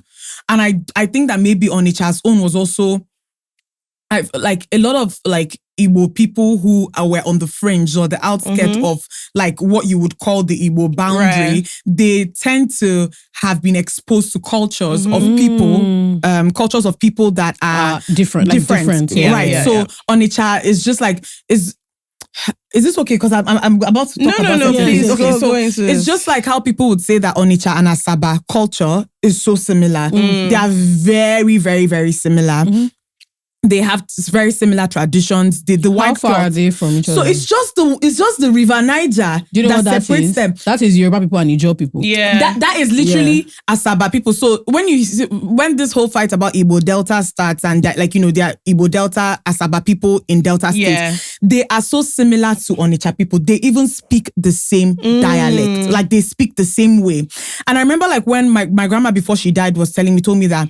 She told me this story about like the oral thing was that Asaba had done something, that Asaba and Onitsha were brothers, and that Asaba had done something and they had said that we're going to kill Asaba. And so what had happened was that the family kind of, again, I don't know how true this is, but this is what That's just the a story. history. This is oral. I don't even know if it's valid history, but this is a story that they told me. But my grandma just said that. So what had happened was that Asaba was put in a boat with all his wives and his extended family members.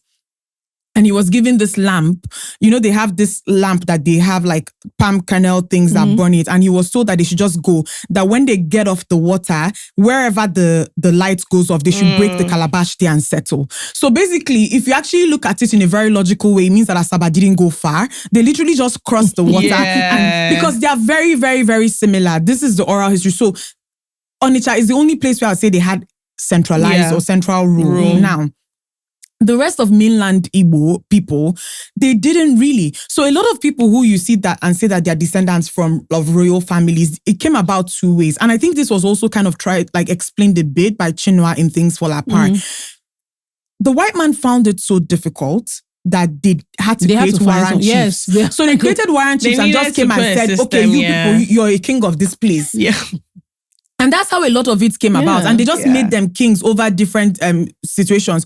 Now, what now happened, and the reason why some communities can argue and say, oh, but our own king, we selected ourselves, that the white man didn't tell us who would be king, is because what they also did in the way that white men people do is that they now started giving audience to people who had central spokespeople. Yeah. So if you are like in so communities now found that if they did not have a central person representing them, they couldn't get anything. So these communities now decided to choose someone to make things easier for them. But we're talking most of the time. So it was very, very difficult. And to them, it was a very fair way of doing things. But it works now onto colonialism. To be fair, if you look at it now, or at least in Yoruba culture, the people in power are still using, let me appoint a king here to do I'm telling you, because that's why in Yoruba now, in parts of their computer village can have a king. Yes. I'm so sorry. No, because you hear of some titles and I'm like, your kingdom is this road. It's not even up to legit. Your kingdom is not even their estates. So I want to understand what happens when this happens. Like I'm not joking. She's not joking. Are you serious? Okay, so what now happens? Like, do they create traditions like alongside these titles? Who knows what they do? It's also, I think just again, when you start reading a bit, you just start to find things so fascinating. Yes. So for instance, there was like a 100-year war pretty much in Yoruba land. Yes. And so a lot of the idea of, and I guess as an outsider looking in, you might find some things funny. Like, you guys are so similar. Which was why we had to have tribal marks. Where did this war happen? Ijesha, Egba. Oh, so the tribe. And that's why till today, like I'm from Egba and let me tell you, Ijebu is over there. They say don't marry. The way we insist, even till now, someone will say that, you're from Ogun State. But I think that this is a Nigerian thing. And I'm so quick to say I think that this is a Nigerian thing, regardless. I'm so quick. I'm like, I'm not Ijebu. They're not the only ones there, actually. And while we were reading, they were, hiding money. So it's such an interesting thing. So that's why I want to understand the marks that. So you not kill your village, so that you know who. You not kill your person by mistake. The funny thing is that I don't know all the reasons why Igbo people had tribal marks, but I know that actually most of the times any Igbo person who you find from, like, millennials are the last set of people I think who have marks is actually because they had one spiritual problem or so when they were younger. There's also that. We have that as well. We have that as well. You see, it's very tiny. You have that as well. Tiny, tiny spiritual marks. But then you also had, before, the big marks were patterns, and it was tribal patterns. You're from Ilorin, you're from Ibadan, you're from Ile-Ife. It said, this is who I'm from, this is where I'm from. It tells who you are. I always laugh because technically I'm from a royal lineage, but I always laugh at my family members because I'm like, you guys, please now. Like, my grandma is a princess and she takes it very seriously. And every time they Zoom meeting or something, I'm like, you people's kingdom. What can we say about the breadth of your rule? I just wish we cared. We cared more. Yeah, I agree. Because there's so much stuff. There's so much to learn. There's so much to be proud of too. Yeah. There's so much to be fascinated by. There's also a lot to do. Actually, I will say, is this thing broken? Because why does it keep coming off? As an aside, I was talking about this in the last episode, and I was upset that it didn't come out. Please, I have now entered this thing fully. This thing of our crafts dying out. If you are somebody who is working on it, please, I don't know how I'm going to. Sorry, when you say our craft, what do you mean? I'm exploring a project around like basically turning the recycled plastic into something, but using the way they weave ashoke. And so I went to Ibadan. Which is not my favorite place. Where did you go saying? As everybody, no, I went to Ibadan. Before, I was like, let me even start somewhere where I know before I go to saying I don't know anybody there. Okay. And so, first of all, the number of like weavers is reducing. But I was telling Jola that we asked a question because we found this lady who has a loom that's 32 years old. Wow. And look, this wood is completely intact.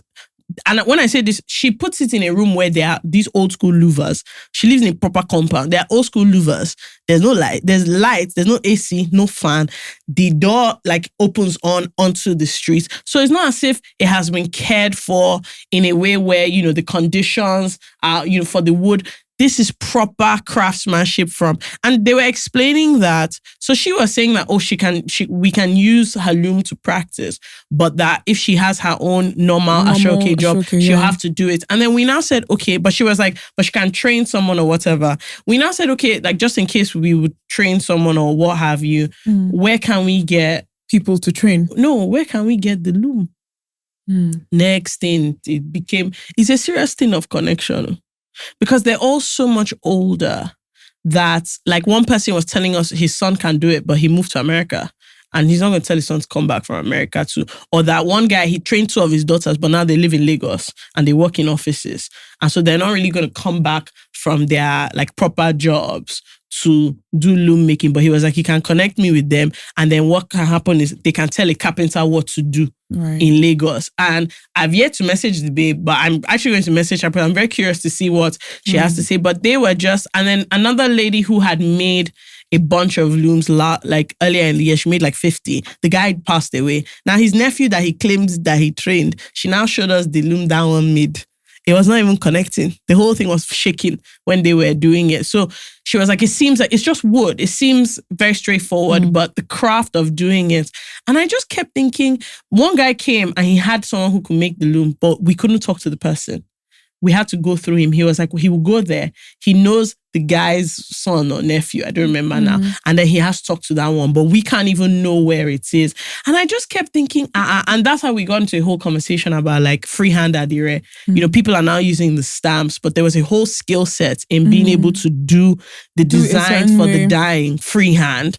And also even she was talking about the quality of the dyeing, where the adire she had from when she married till now, if I look at it, it does, you know, not faded, it's not the same as like, even when they do the hand dyeing now, give it 4 or 5 years, it starts to look. Oh, but then somehow. I actually, you know, after we had that conversation, I went to Google something. Okay. Soap has also changed significantly. Really? Yes. So there are a lot more bleaching agents. Oh, okay. So if you go and look at like any popular soap, if you look at the back, sometimes you see that there are soaps that have like brightening agents. Right. And so the idea, so a lot of people wash their clothes a lot more now than they used to as well. Right. But then there's some soaps that, you know, that where they'll say in just one wash. Yeah. Or like you don't have to like soak it now. You just that one time. But there are some soaps that also have like brightening and weakening, which is why sometimes it feels like you've washed your clothes 3 or 4 times and you're like, is this fabric disintegrating? Yeah, like what is going on? It feels like it's like lightening or weakening the fabric. So it's a combination of factors that are just like... Yeah. I think I'm excited about the fact that like a lot of young people, for example, like you, it's not a lot. It's not a lot, but what I was saying so let's take Lagos Fashion Week that just happened, for example. I think that, and I hope that we ride this wave and we ride it well, but then I'm not going to say all eyes are no, that we even have structures to meet demand, right? But the thing is that people are really curious. There's interest now. And so I hope that in some way it resurrects all these things and creates demand. They'll just say, we're making a task force. My dear, it's not a fashion task force. A comedy. No, but I'm not even talking about, wait, please, when it comes to all those ones, nobody is looking. So what I'm talking about is like, serious people, in terms of like, just there are things, or that like a lot of our industries are just driven by demand. So my thing is, I'm even saying because of demand, right? These things popping up again. You having a skill set that not a lot of people have. Imagine one of these people in America that know how to do this loom thing. It will be, that's what you were saying, but let me tell you the problem. They don't, so what the core of the issue is that we don't place value on the craft. In America, if you can make a table as in with your hands, people place value on handmade, on certain crafts are high end. It's not just that, but there's also access. Right. You can't then create excessive barriers to entry and to inquiry. So the fact that the worry, when it boils down to it, the worry is about money. You can't talk to him. It's us that will talk to him. Yeah, because what they're doing is everybody has added their own. Yeah, so everybody is adding. And it's a cultural issue. It's a rent-seeking cultural problem we have where everybody wants to, it's like wealth without enterprise, where you're adding fake obstructions or you're adding fake layers to what is quite frankly a simple problem. If your skill set is dying and you want to make it, you can't put it behind a wall. You can't put it behind a wall, right? Yes, I understand the anxiety around if we don't put this thing behind a wall, how do we eat? But so far, it's not working. It's not working. Right. You have to standardize what it is you're doing. I understand that you're creating secrecy around it, but in the modern world today, there are very few people who want to invest the time and effort into learning like the skill set of a craft, right? So if you're going to learn to build a loom, you have to have such a deep love or an interest. The money is not really the money. And you know so how will I now get there? You're telling me for me to learn and Baba will talk to Kini. Then it's also convoluted. Let me tell you the other thing. As they are hiding and doing all that, things are moving on. Look, China is making prints that look like Adire. Yeah. But it's printed fabric. It's not dyed.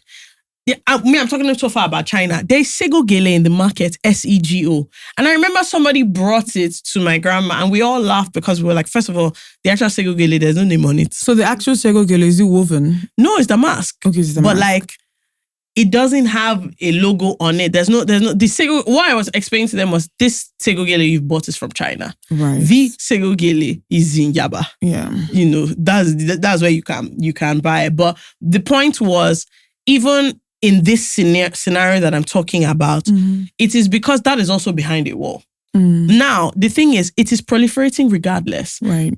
Other countries are weaving. It is not the weave of Ashoke, but woven material is entering this country. And when you look at it at a fundamental level, you ask yourself, am I going to buy the one that is, hand-dyed, hand-woven, this one, for the roll is 35, 40K? Or am I going to buy the one in the market from China that's 15K? On the face of your eye, it looks the same. If what is not your wedding, you want to use it to just make normal clothes, you're not going to invest on their craft. So I'm trying to explain to them that, guys, you need to open your mind. It's an orientation thing. I just really wish that there was a way to kind of just educate the like, again, is this whole thing, I don't know, putting value in things like this. Like, I don't know how to explain how it makes my body even like, it bites my body when you're driving through, but like, Borderland, you know how you drive through it and there are a lot of all these colonial buildings. Yeah. In Enugu, we have an area like that called GRA. Like, you drive through, there are all these old buildings and they are deteriorate. Like, if somebody comes and buys it, sometimes I pray that nobody buys the land because the minute they buy the land, they come with bulldozers. It's going. It's gone. Nobody's looking at it and like, what can I make out of this? I don't even mind bulldozing if there's a respect for the previous architecture. They just if you at least bulldoze and respect the architecture at the same time. Because so for instance, if something is dilapidated beyond repair, it's derelict and we can't do anything. You can't actually live there. You can't live here. But if you don't say, there are elements of African architecture, Nigerian. Okay, how did Southeasterners live before? I want to respect that. I just told you that there's a place where if you don't use their stone, you cannot build anything. Nigeria, who is in charge of saying, I'm saying people couldn't, it was their land, but somebody came and said, if you move this rock, you are going to be we built in the 90s. Yeah, you're going to be in big trouble. Who is saying that to Nigerians where actually, no, these are buildings older than so year. In England, there are buildings that, unfortunately for you, it doesn't matter if you're McDonald's or whatever, you can't change anything, the core things of the building. So anything you want to build, this is what you have. There's nobody looking at it. And all these things seem to not matter now. But it's later when you realize that the history is porous. There's nothing left. Together, There's nothing left. We're just moving. We're just going. And then we have to go to other places to do tours where they've preserved their own history. I think that it's just like, again, maybe something about like just orientation, talking to people about why these things matter, and then, or even like being more vocal about it. But then outside, I don't know what's.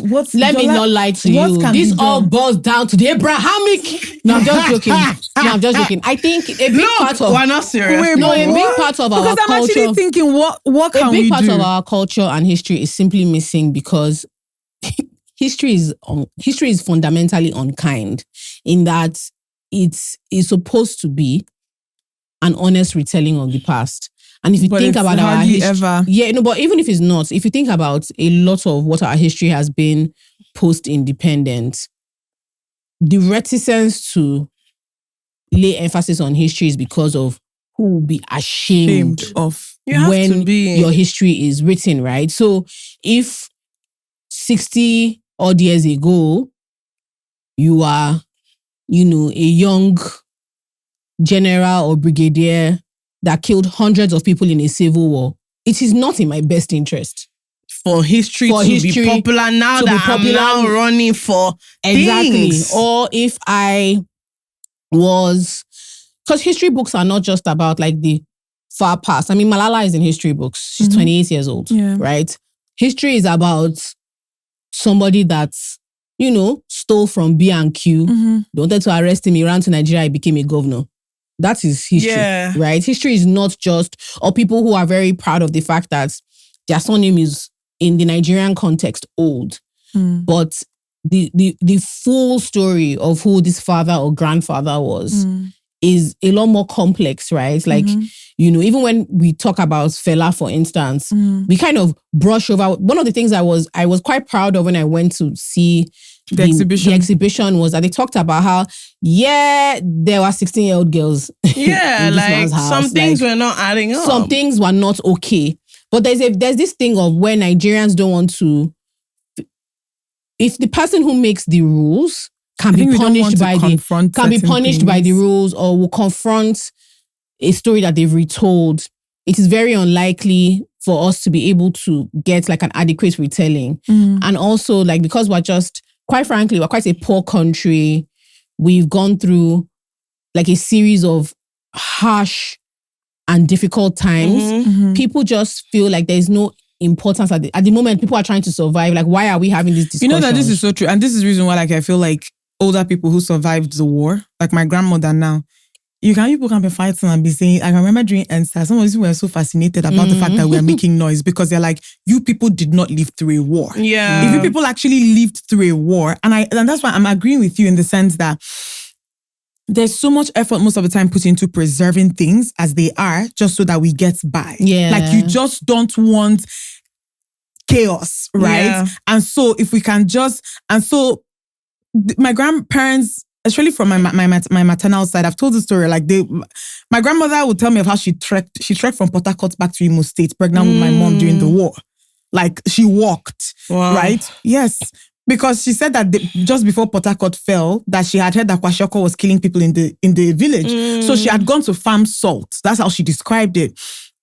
And so by the time she came back from farming the salt, the army had gotten to their streets in Port Harcourt. And so my grandfather had packed the people he had in the house in the car and fled. And so she tells a lot of all these really horrible stories with a straight face. And she says that, yes, in theory, she would say, I understand what you guys are about, or I understand what the problem is. The thing is that they lived through a war and they were on the losing end of that war. And she will tell you that at the end of it, like a lot of them struggled to really even understand if it was ever worth it, considering all that was lost, right? Yeah. So I get you, and I understand that is also largely part of, like that's part of the problem. It's self-preservation. Human self-interest. Apart from even that preservation, it's just a lot of people just don't want their hero stories told honestly, right? So you have, while we are like pretty much living history, so people's grandchildren and grandchildren are very, very tight. They are very tight and litigious about their family name, right? So you want to talk about Awolowo and you want to give an honest description of some things, and his family will be like, yo, no. Yeah, or you want to talk about Obasanjo, it will sue you. Yeah. You want to talk about, elements of people who partnered with their families that are like old Nigerian families, and they can trace themselves back to like the 18th century or whatever, and they'll say, oh, their family were great traders. And you just simply say, so did that include slaves? And everybody just keeps quiet. Yeah. Because people are very precious about. So they would rather, let's not even talk about anything at all. If it than means for that, you to say my own in the context of it. It's stuff like that. But the problem is that in the not telling the bad stories, you also miss everything else. On the good stories. Yeah. Yes, you may even just, not even the good stories, even just the basic facts of life. In this time, you see English things where they're like, in so month of this is just how people are. You just have one random newspaper picture of these are these ones we're doing in the supermarket. A leader or a popular relevant person can be known for very good things, but they also did really, like Henry V, where's the one that married 17 wives? What's his name? Is he Henry the 8th? Okay, not the 5th. Sorry, everybody. Henry the 8th, right? For as psychotic as the man was, they will also tell you all the things that he did and all the ways that England advanced or that under his rule. Yeah, so it's every. I mean, look, to be honest, if you look at I always say this thing that is so interesting, especially in the context of history. A lot of great men, great women who advanced things forward. When you look at their family, like the personal life, they were shitty people. Shitty parents, shitty spouses, men, women. They were the greatness they were doing outside. By the time they got and we're not even talking about I feel like we're not even talking about heroes of the past. We're talking about heroes right now. The recent, yes, it's just what it is. It's a complex thing because you read about a lot of great people and then look, their children don't want to talk to them because they were like, happy for you people and your hero.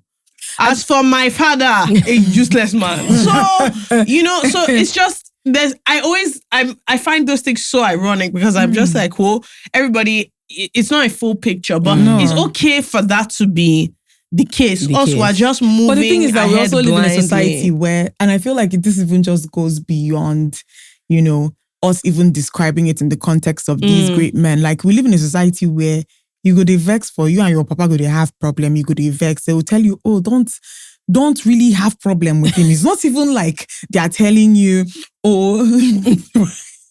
He has not even done anything. It's not even like they're telling you, maybe people should go and make sense. Yeah. It's like, no, you cannot even acknowledge that people have problems. Any issue. Like, so it again is a very systemic whatever. My hope and dreams is that I think that maybe things would probably improve when we all maybe have some sort of national identity, something to have things national will not pride improve in. until people improve them. That is the truth of the matter. That's what it always is. All these things, and what I realize is that some of the reason why after we've said all these things now, I'm not going to talk too much is because I'm not carrying it on my head. Yeah. No, I'm not carrying it on my head.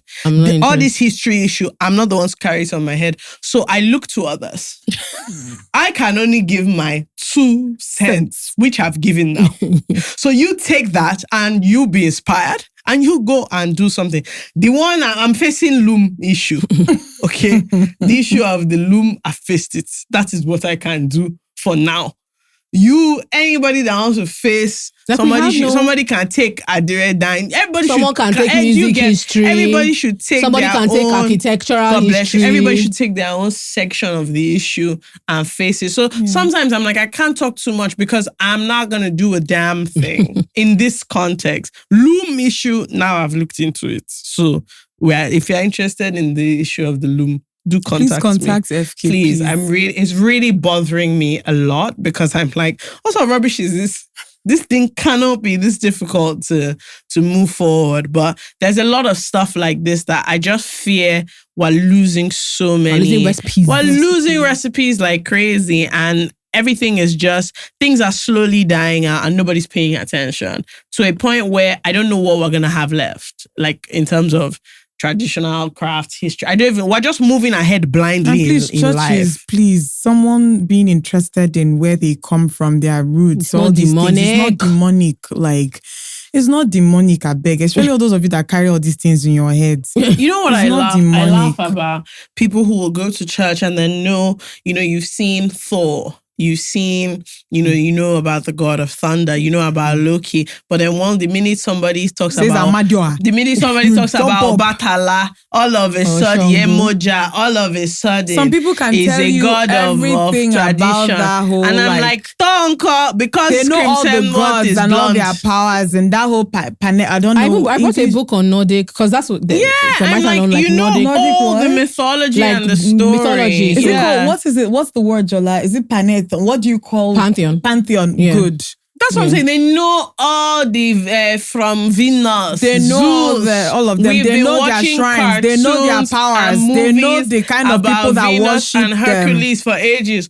Once it gets to Shango, Ogun, or Batala, all of a sudden is a witchcraft. It's so funny because this, and I'm like, it's because Marvel did not do.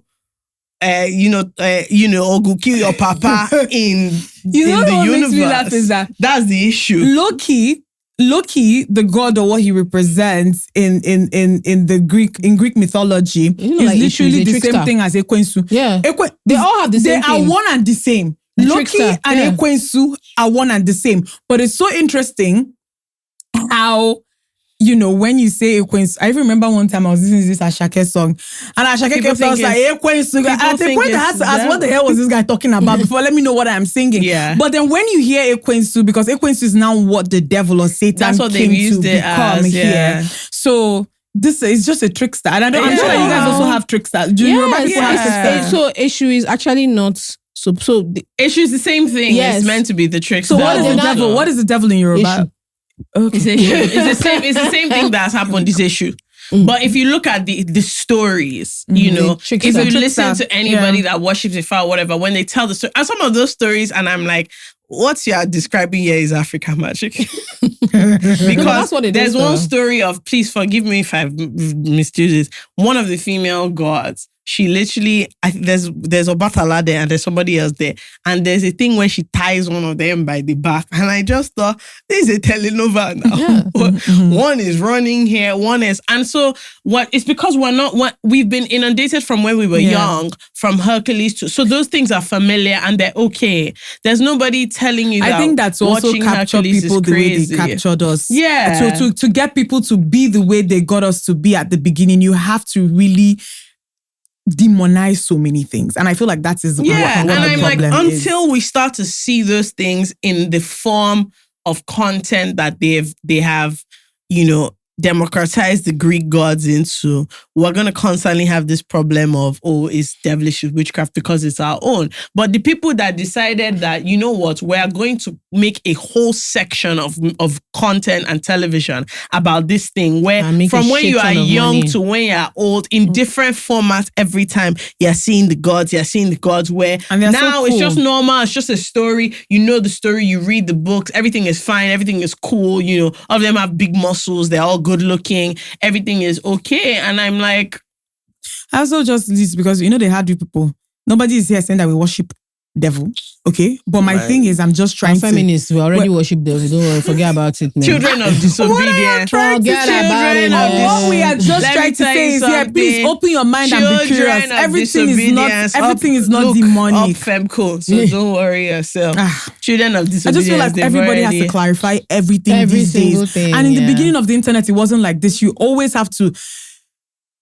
you have to clarify so many things. I don't know. But you know what? There's a thing that I read the article, but then there's a book which I haven't actually read. I think it's called The Courage to be Disliked. Oh, I haven't. Mel Robbins. Beautiful. So I just read the article and I'm reading the book. And because my friend gave me her other book called Let Them. And so I decided, let me start from the beginning. Is it the same person that wrote it? Yeah. So the thing is that actually, I'm not clarifying anything anymore. Yeah. I'm sorry. I'm actually not. Because we had a conversation in context just now. If you decide from what you took from this is I'm a worshiper of a Batala, that's what you will have to contend with in your personal home. Fair.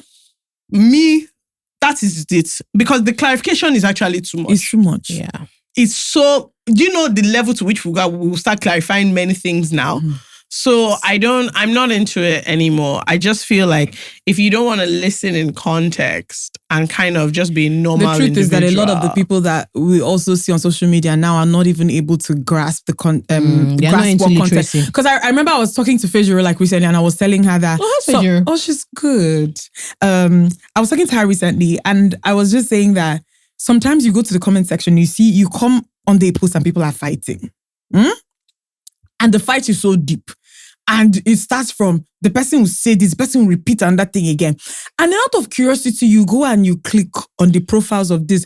One person is a PhD professor on the topic. The other person is in JSS1. Wow. And you people are fighting. And it's just because the JSS1 person just happens to have a phone. And the thing is that you are fighting fights that you're not supposed to be fighting. So just know that PhD holder knew that, you see this small girl, when you were in school, she was not born. The best example of the thing is when Leila and I went to the market like last year, we asked for cotton, where they sell cotton. Mm-hmm. This guy jumps up and he starts taking us. And he takes us to where they are selling curtains.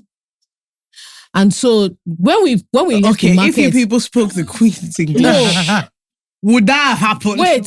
First of all, don't tell me you went to Lagos Island and said curtain. No, like who is going to... what did you say? They said cotton now, as in fabric. Cotton. We said cotton, the fabric. But in his mind, the fabric is still cotton. Yes, of course. So when we were going, Lila was really quiet. So when we were leaving the market, I'm even trying to understand the Nigerian pronunciation. How you would say cotton in Nigerian accent. To be fair, I see how this issue can happen. Wait, hold on. When we now finish, no, because we explained to him, we said to sew, like we explained everything. He still carried but he's thinking of curtains. Exactly. Yes. When we were leaving, Lila now said, no wonder people are always fighting. She was genuinely like shocked. Because what you say and what people hear and understand. So when we get there, we told the man, oh yes, like we want to make pants or whatever. I said, you can still do it. With this one. And at that point, Leila was just like, Jola, I can even add, sorry, in defense of man from the market, could you not have done it? Wait. I can even say that, let us even say that there was probably an accent or word issue. Like in social media now, I can come and say, I be on or in social media, whichever one, please, English is not my first language. Listen, you can come and say, I like boiled yam.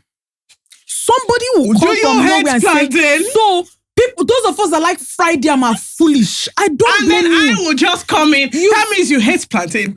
You've said something very specific. Very, very specific. You cannot even blame accent. I actually love it and so someone much. Would hear something so completely different. And that thing again that has also taught me this very well is marriage. You can, let me tell you something. You can. Are you crazy? Yes. Men and their brains are so wired differently. You should stop laughing and being very serious. Because sometimes there are conversations like arguments that just spring up from the depths between you and the person you're with. And you realize that both of you are really not hearing what the other person is saying. And so it's very important. I'm saying it because it has to, you people have to step away and just because you're saying something, and me, I'm understanding something completely different. And him is understanding something completely different. So sometimes you just say something somebody else hears another thing. Into marriage so it's true. People understand what I'm saying. You know, as they've said, we are not married. So they say no rings. No, we are very single. So I'm being very serious, guys. I'm serious. So sometimes you have to use analogies to explain, and it's not enough to say, can you use it to sew pants? That doesn't cover the scope. We said trousers. Fabric is a fabric. Fair, pants you went to Lagos Island and called trouser pants. No, we said trouser. You went to Lagos Island and said, why do you not say pants here? Let me not lie to you. I believe the fault. Let me tell you the truth. Between Jola and Leila, to be sincere, both of you are very fault is actually their own. People are at fault. I can never blame that guy. It is you people's fault. How can you say you want cotton to sew pants? I know they went there and they thought. And you're referring to trouser. We said trouser. Of course, how did you say the trouser? We said trousers. We said to sew trousers, dresses. He said no problem. Carried us to wear. Okay, but can you not sew a dress with this? Okay, potentially. So what are we saying? I was so confused because the guy too was looking at us like, you can use it to sew anything. Anything, surely. So I'm sure in his own mind, his whole thing was, let me just sell market. Maybe when they get there, they will like it. They will love it. Don't worry. Like now they're saying that actually maybe when they get it, they realize that the truth they need cutting. You know, I think that Nigerians with words, the Uber I took here just now, it was a very funny interaction because we were coming into this estate, and you know, when you're coming from the gate, this is the entrance road, and this road is the road parallel to this road. Yes or no? We driving. You saw somebody parallel. No, I'm making a point. The point I'm making is not what you think. So sorry. So basically, when we were coming in, the guy was like, "Can you direct me? Because there is a distortion on Uber." This is what the man said with his mouth. He said there is a distortion on the Uber. Mean? So basically, the map was showing the location, but not the way. So he said there is a distortion on Uber. Somebody that says to you there is a distortion. I thought, okay, we're both. He didn't turn around and speak pidgin to me. He said, there is a distortion on the map. So you need to direct me. And I said, okay, we're going to the road. So you think that gave you room to use words? We're going to the next road, the one parallel to this. And he looked at me and said, parallel? I said, parallel. He said, parallel. Like how? I said, oh, like this is the road. And I said, wow. Parallel. But I like that he asked. So it wasn't even an awkward thing. He just said, wow. Parallel. I think that sometimes we just forget that. And I was English is actually not the first language. Said distortion. Sometimes we actually forget that English. Do you know, for the very longest time, horizontal and vertical, they confused me. Like, so these things like words, right?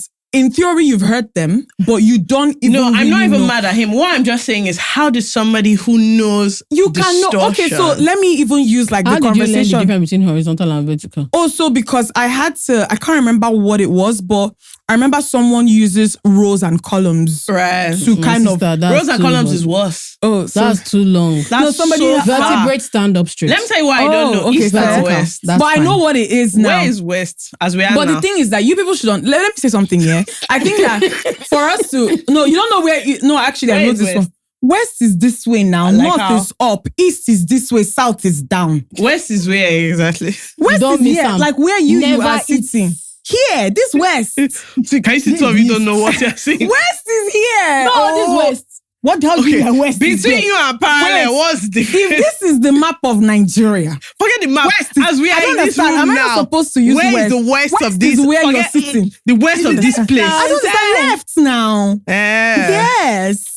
That's where what are you doing? Because I'm just saying that you've been pointing. What is this that you're doing? I think that the sun or what? Yes, I said to you. I think that let me say something. Shredded wheat. The thing is that Nigerians the way we speak, we use a lot of big words to speak English. That's how they taught me. They confuse a lot of what does that mean? Okay, is that north, south, east, west? What did you call? What did you say? Never eat shredded wheat. Yeah. And there's so many issues at times. You guys, let me explain. Do you know how bush we are? You don't know how bush you are until it jumps out. So Chidera was at my house this weekend and we were talking about Iceland or whatever. So I now said, I met her there. She now said, where? You guys, I shit not. The two of us pointed and I said, there.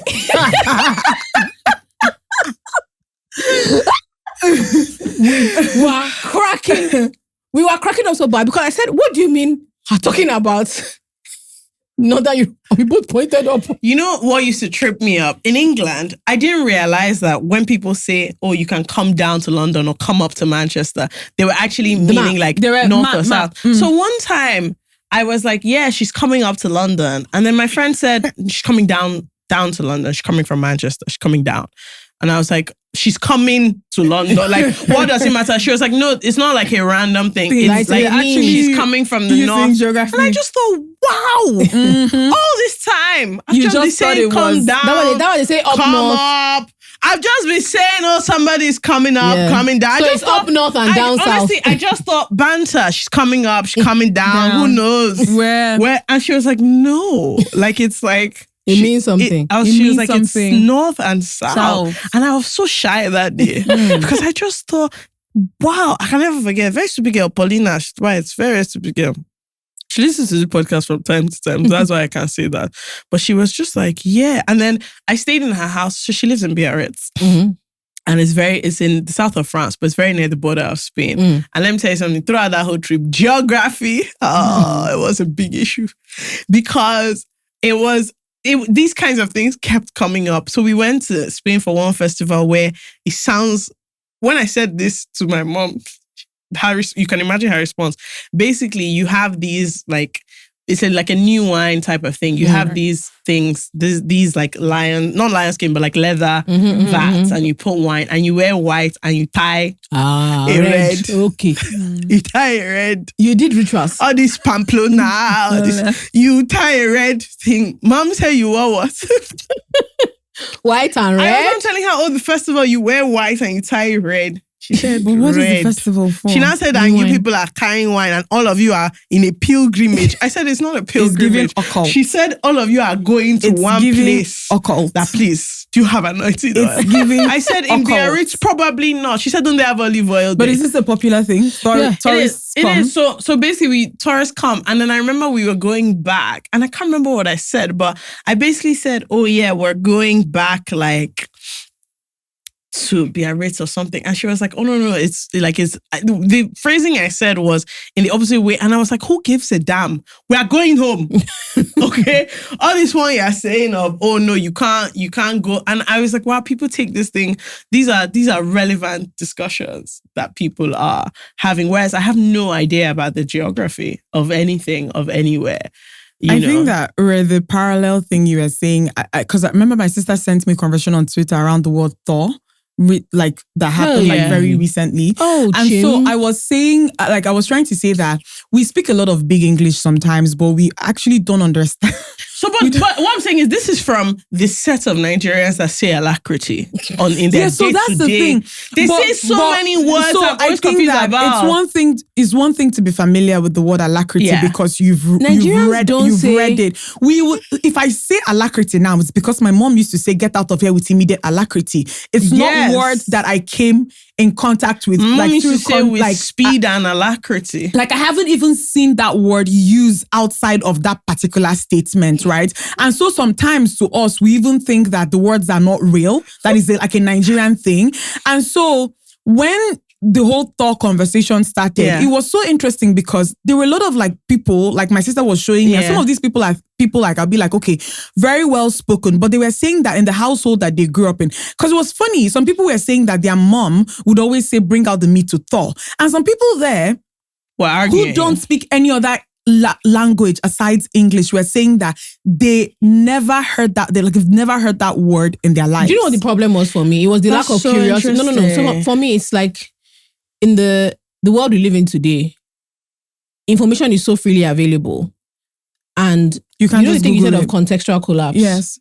When you read something and you don't recognize the word, the first thing you're taught to do as a child is what could you first think, what could it be? In the context of this sentence, what could it mean? And then you quickly check.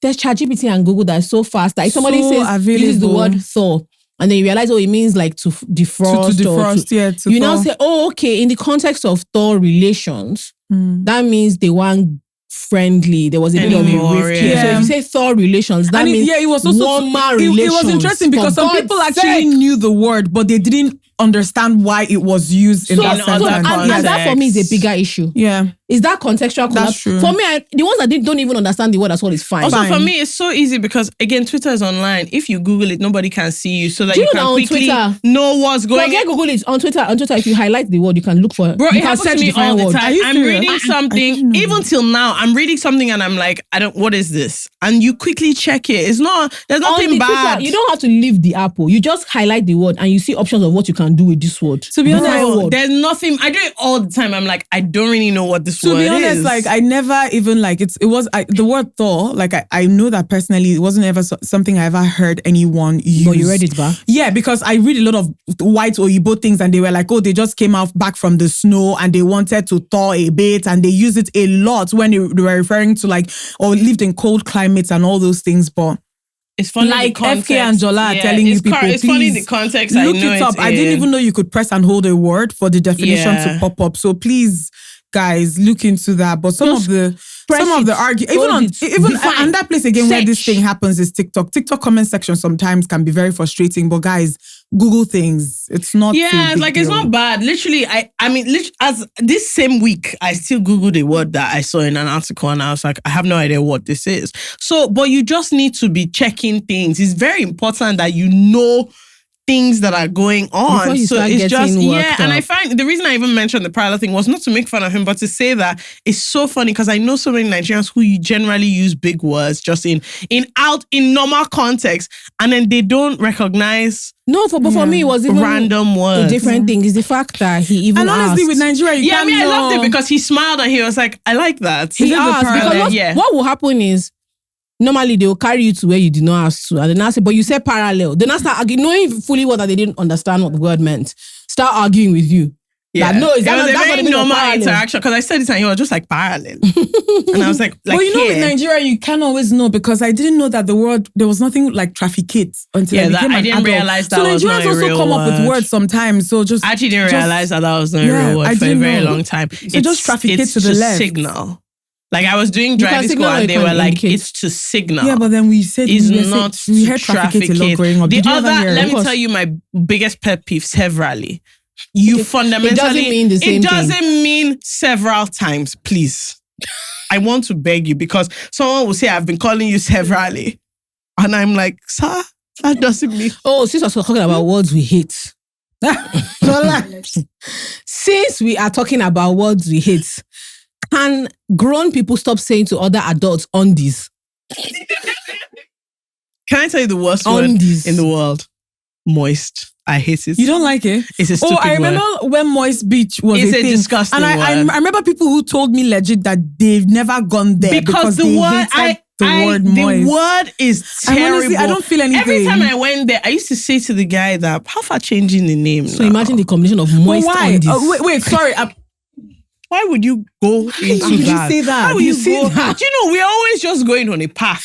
Why would we go there? No, but FK, why do you not like the word moist? It sounds terrible. Oh, it sounds. It's not even what it means. It's a cringy word to say. What it means is awful. When Jola says moist when you're describing, I feel when you're saying that, like, if I want to describe like a cake, I just you can't describe it as moist. I can never. Cake was very moist. Can I tell you the fact? I will never eat that cake. You won't eat the cake? If you come here and say this cake is so moist, I promise you, I'm so somehow I can never eat it. Really? Yes. I'm actually so surprised. But that's what people use it for the most. Yes. Yeah, and I don't. When they're describing, they say like that the cake is. If you want to get it moist, something. And I'm cake. saying this because, like, growing up in Enugu when I was a child, I thought I didn't like cake because all the cake we were eating were not moist.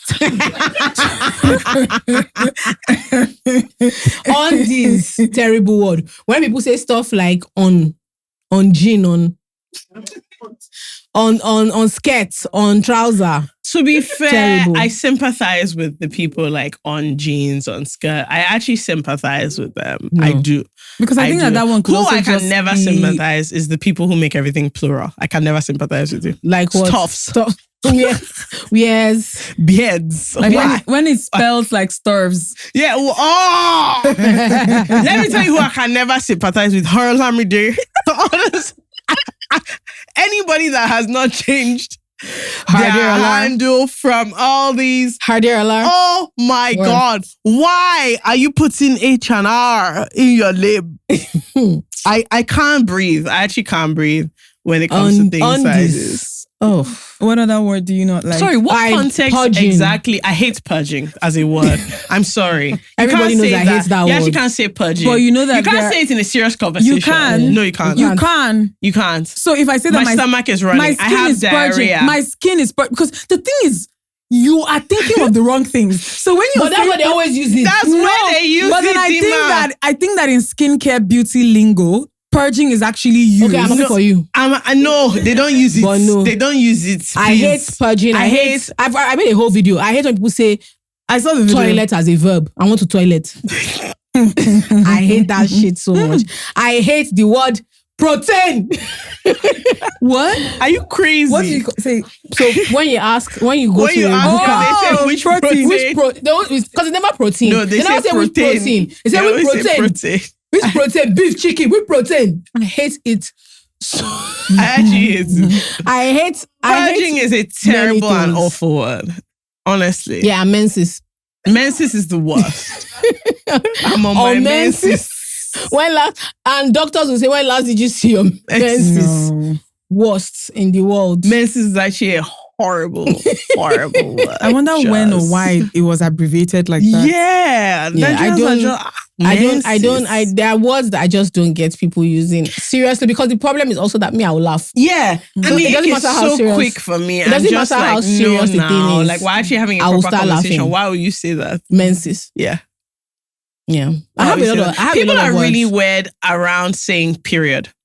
Oh, yeah. They say so many things. Yeah. Why wouldn't you just say that you're on your period? I don't know. But the thing is that there are other things that are funny. So my dad never used to say period because he didn't know that was like the term people were using. So he would come. First of all, he used to act like it was contagious. So he would stand at my room door and he would say, I hear you're menstruating. So maybe like I'm in a lot of one pain. One of my lunatic friends calls it Shark Week, which I think is it what? Shark Week. What does that mean? Blood in the water, girl. Blood in the water. I think it's actually... never heard that before. She says that she's in Shark Week and everybody should leave her alone because there's blood and water. You know when sharks bite everywhere? Yeah, I get it now, but I didn't. I was like, I thought you said, you know what I thought you said? Shark Week. And I'm like, what the hell is Shark? Who is this Igbo girl First for of God's all, sake? No. It's like the whole internet thing. Do you remember the whole internet thing around charcuterie? Good luck to anyone that tries to pronounce that word. As you guys can see, Jola has helped me pronounce so many things on the show because there are things I don't even attempt. Man, that charcuterie board thing, the different dynamics of people saying it, I really enjoy that. That was my favorite bit. Should we do one or two dilemmas? Yes, let's. I highlighted a number that I think. One here that I think we should start with. Okay. And this person says, am I a mumu? Good. Who says, hi, Jola, FK, and Dinma. Man, I'm actually going crazy. So I've been with my boyfriend for over a year, and honestly, on paper, everything is great. He spoils me. Oh, yes. One sec. Okay, yes. He spoils me. He's thoughtful, supportive. We've gone on numerous trips together. I've met his friends and family, and we genuinely have a great time together. However, this man has never, in capital letters, told me he loves me. Not even by accident. Not even by mistake. Yes, his actions tell a completely different story because honestly, the things he has done for me, you can't just like someone and be doing all that. So me, the mumu in the relationship, decided to be vulnerable one peaceful day and told him, I love you. And do you know what this man replied? I appreciate you so much. I froze. Wow. I was waiting for him to say more, but nothing came after that. Complete silence. Honestly, I felt disoriented because everything else in the relationship seems like it's going perfectly. But his inability to drop this love word is really messing with me. Sorry. Well. She said, is he a slow burner? Is he scared to say I love you back? Or does he hate me? Please help. He hates you. He doesn't love her. He doesn't love her. The first question I would actually ask always say these things, people. Is he elderly? Forget Dinma. No, because sometimes, like, I don't know, these elderly people, like, I don't know what they are thinking. Jola, sorry, I think that this type of person, I'll just ask. Dinma is talking about men that are 30 I'm asking if they're elderly because... How old is elderly to you? Like 42. 40 guinea? No. 60. Chill. She's definitely not with a 60-year-old. You don't know the kind of people that people are with. So you also don't want to jump to conclusions. Okay, let me tell you where I'm jumping. He hates her. He doesn't hate her. No, he hates her. Let me tell you the thing, right? When somebody loves you and you appreciate them so much, you also hate them. And when I say hate, please, I don't mean it in like he hates her like she's evil. What I mean is that he hates her guts because he chooses to disgrace her in this particular manner. He does this, not a man that is rooting for this girl's peace of mind and happiness. He knew when he was saying that I appreciate her so much that what I am doing is I'm causing confusion. Okay, let me ask you. Now, I need her to not deceive herself. Okay, FK, let me ask you. Mm-hmm. Did you grow up in a household where you heard your parents say, I love you? To themselves? Like, to you? Yeah, to me, not to themselves. Okay. As for me, they love me. As for them. Okay. Wait. What a tough did one. you grow up in a household? 100%. Okay, so they would My dad still says it now. Okay, but they say to each other as well. Did they say Have to you each met other? those My dad people? Of course literally they do. ends every text in Now, love you. And I'm like, guy, we just spoke 2 minutes ago. A lot of millennials, and I'll push it and say older Gen Zs, right, did not grow up in households where they heard their parents say to even them. Yeah. Forget about what they are saying to even to each other. But yeah, sometimes they could, maybe let's say, yeah, you could say, oh, if they didn't tell my mother, is it now me that they will tell, right? But then we also all leave the situation or are in the situation knowing that they love us. So that's why I'm asking, is he elderly? Because we depending on the age too group, many words for a standard thing. She likes him more than he likes her. because sometimes they actually which is the same as him. I don't think so. Maybe, well, I don't know. She said that he spoils her. He's not He's very nice to her. He's very Also, kind to her. please, you cannot mistake a man being nice to you for anything more than that. Than him being nice I want to you. give you every assurance. You know, another he thing. took me to meet his grandma. And He took me to do this. another thing is that if you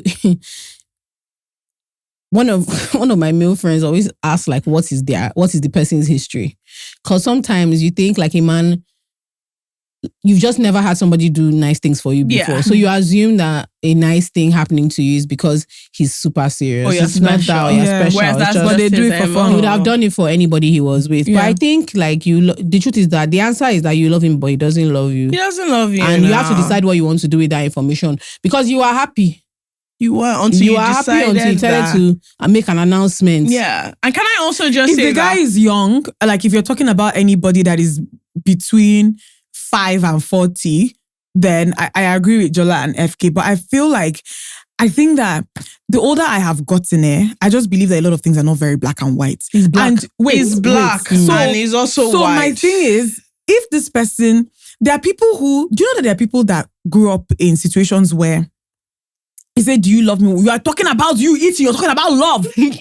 So if this person or whoever it is, like, Dinma. if let's say whatever it is he's doing for you is his love language, it goes without saying. Some do you know that some men feel like, or believe that saying that they love you is emasculating them. Fake me, let me The finish next time now. a man says he loves you, tell him you tell appreciate him. Dinma, please. Tell him you appreciate him. You go see what you go happen for that house. If I come to your house and I tell you that this stupid man I've seen, I told him I loved him, he said, what will you tell me? I'll ask you his age. No, do you know why it makes sense? Because my grandpa, when we used to say, oh, I used to tell my grandpa I love you, he said that's also good. He used to make me laugh so much. My grandpa would say, that's good. I said, no, grandpa said he love you. He said, I love you too. It used to be so funny because in his mind, it's like, what are you talking about? So if I say, oh, I love you, grandpa, he said, that's good. Or you say, couche, or well done, or thank you. See, you will not ask me his age. You will tell me that, okay, it happens to everybody. Okay, yes, let me even help. Falling into it happens. The thing is, what you have Why to... did it happen to her? You know, let me tell you what she's dealing with. And I have dealt with this as somebody who is like fundamentally delusional. Mm-hmm. As a special person who has been told that you're special your whole life. Right. They've told you that you're actually so special. In fact, some people have prophesied into your life that you have one star somewhere. They've told you your family, you are a star. Your star is shining. That's what they always prophesy about, your star. Now you've gone into this thinking, I'm so special. And also he's treating me so specially. Mm-hmm.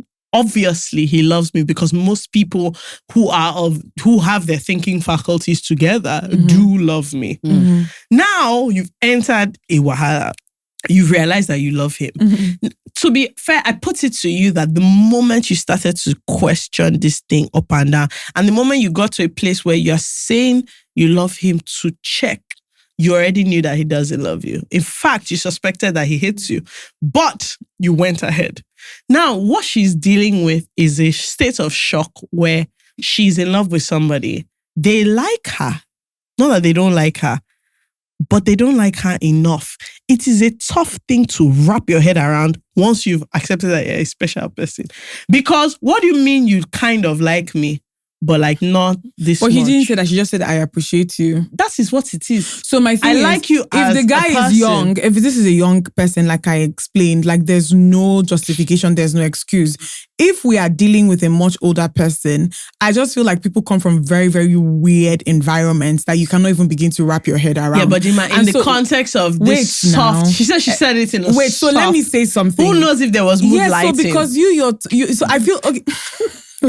Okay, so or can do. The thing I would say is, right,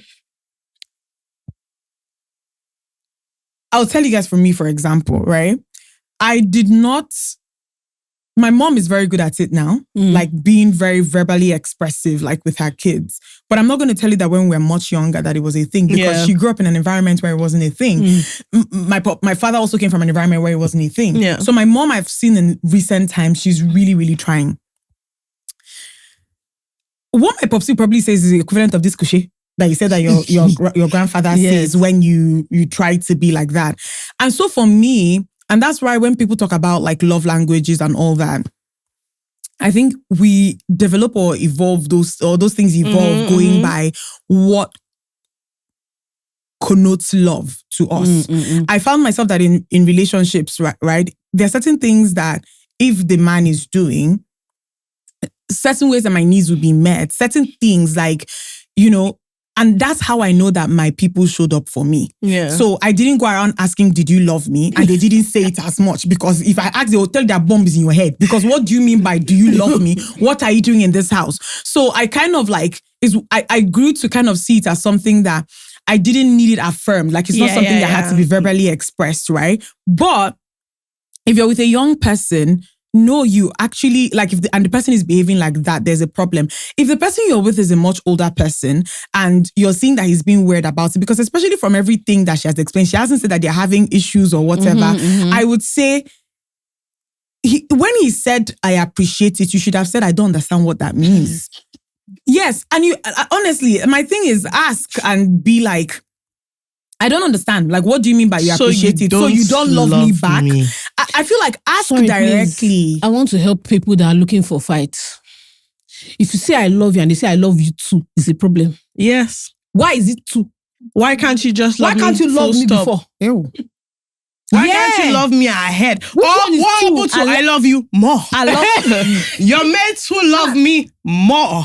Where are they? You just love me too. If your friends jump off a bridge, you too, you are there. No. What happened to you? Also, love me more. Love you. No, that's stupid. I who love me. I love very important. I love you. Anybody can love anybody. I agree. Don't love you. tell me important. love you. Love you and what love does you that too. Mean? Yeah. Love you is only acceptable from friends, casual situations. Maybe the person that sells you drinks. Anything romantic. Me, if possible, name yourself. I fake me ahead. Why would my boyfriend be Francis? Why would you say? Why Francis? Why is that the first thing you said? Francis? And then you guys' logo will be FFK. And that man hates me, so I cannot work. So look, it's very important. So let me not lie. In this kind of setting, he doesn't love you. He doesn't I just love feel like you. if you feel like he's doing all the things, which is what I kind of understood, because she was like, he's doing all the things. Good. No, my thing is, as he's doing it, let him also say if someone says, I appreciate you, you have to now query, are they okay at that point? Like, why would you say that? If this person is a first generation person that left the village, like in all his family was first person that went to school and now made it. He came from you people are laughing. Do you know what? Let me stop talking. No, do you know what? I understand what you're saying. It doesn't matter to me. Okay, fair. As you've met me, do you know one thing is, by the time we've fallen in love, I'm not justifying it though. I'm just saying, so this is not a good example. If it's an elderly person, ask. But if we've gotten to this point where we really like each other, and you are with somebody like me now, you know that the context in which I'm saying this is not all these things concerning your village. It's either you love me or you don't. And let me tell you, the problem is that for me, you cannot really carry on a situation where if what you're after is love, I find it's very tough for someone to carry on a situation where you are in one place in the relationship and this person is in the other place. It's kind of awkward, especially because she has said something.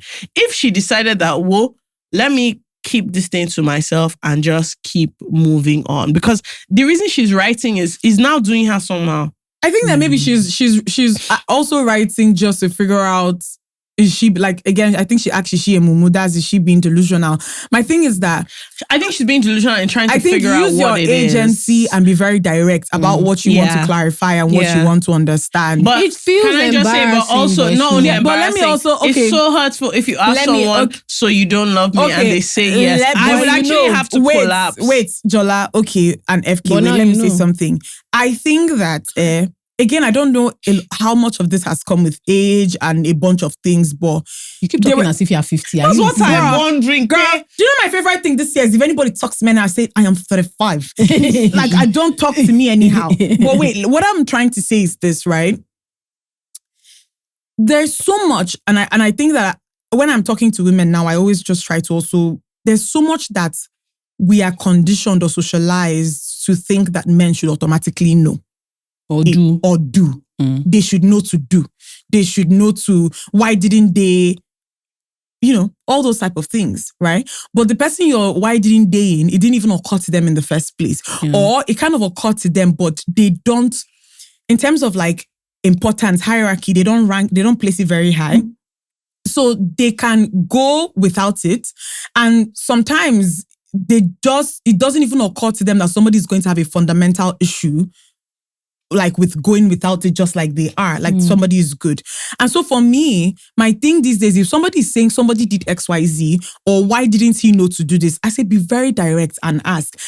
Where I think the embarrassment can set in is when you're repeatedly telling someone what you want or how you want the person to treat you. Sometimes once or twice, it's okay to actually say, but I actually don't like it this way. Yeah. I would rather you do XYZ. Yeah, but in this case, what you're discovering is, do you love me? Which is a question I personally can never ask anybody. I've even moved past like, do you love me? I think there's this thing. So I follow a YouTube page. How can I forget the name? I'll send it to Divine too. But anyway, it's called The Financial Diet, yes. Okay. And she has like some stuff that's behind a paywall. And one of the things behind the paywall is when they do like these financial and like almost sociological analysis of rom-coms. Yeah. Okay. And one of the things that stands out, because I love romantic comedies. I love romantic movies. Jam. I love them.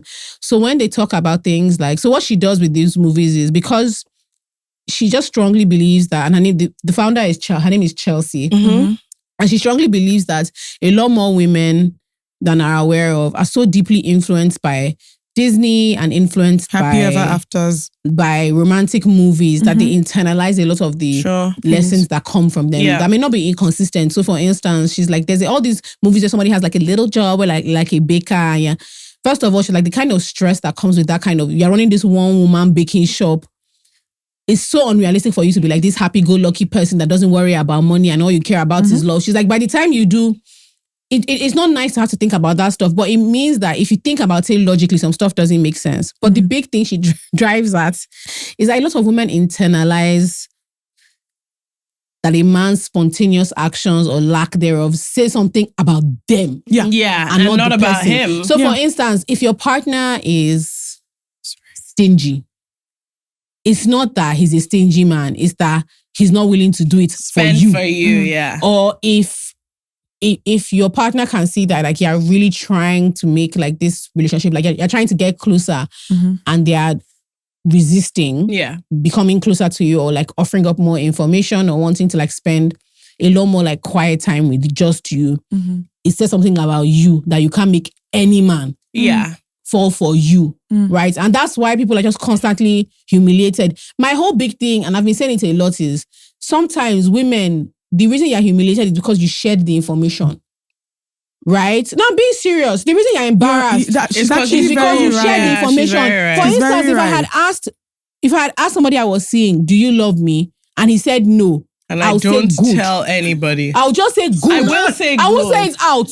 I'll say it in my mind. I'll just say, I need you to understand. When you just say good, now we understand. You say good, and then the CIA cannot get that out of me. Good, because what now happens is, I now feel like I have a point. See, it doesn't matter how close, like Dinma and Fekemi are some of my closest friends. It doesn't matter how close we are. Once I've shared that information, something at the back of my mind will not say, I now need to prove that I'm not unlovable. Exactly. Yes. So the next relationship I'm entering now, I'm coding what I'm able to say, what I'm able to explain, because I don't want my friends looking at me like, you, Seth, are you a loser?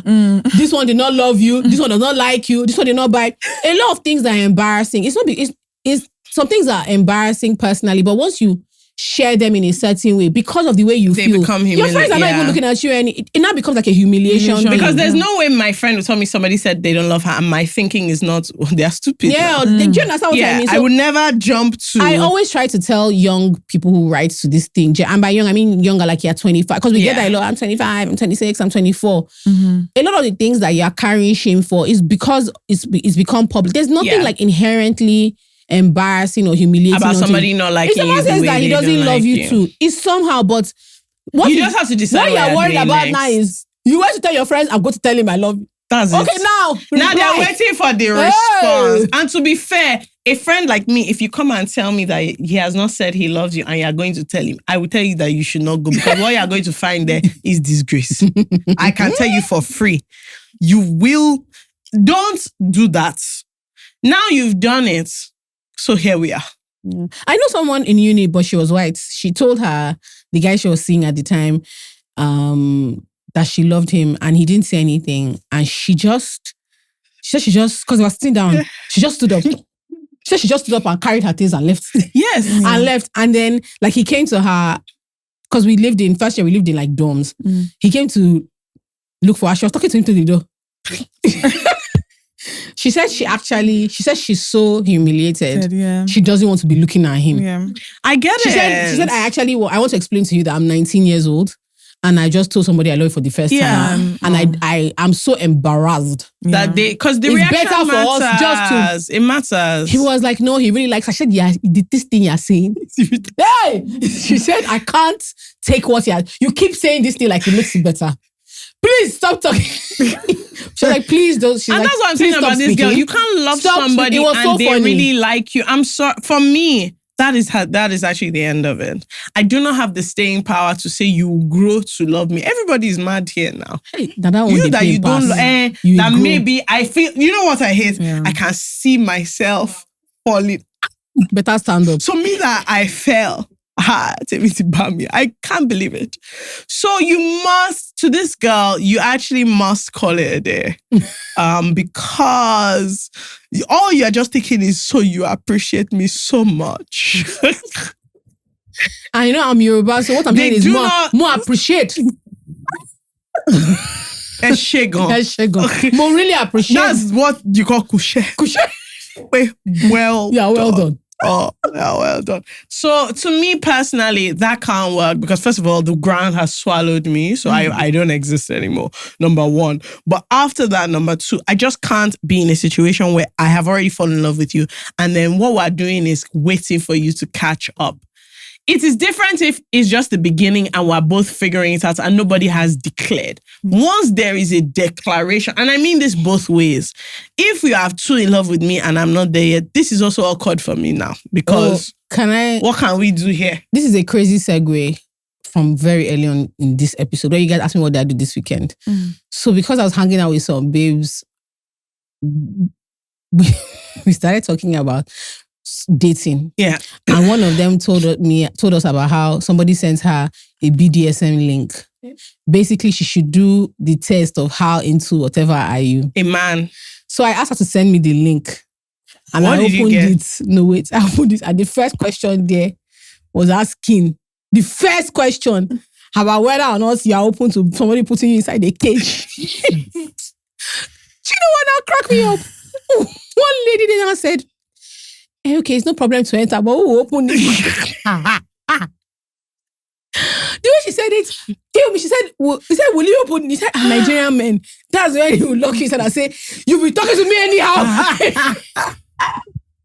You will stay there and think about how you're talking to. And I said, she just said that, that she was just asking him because he's into like the scene. So he was explaining to her safe words.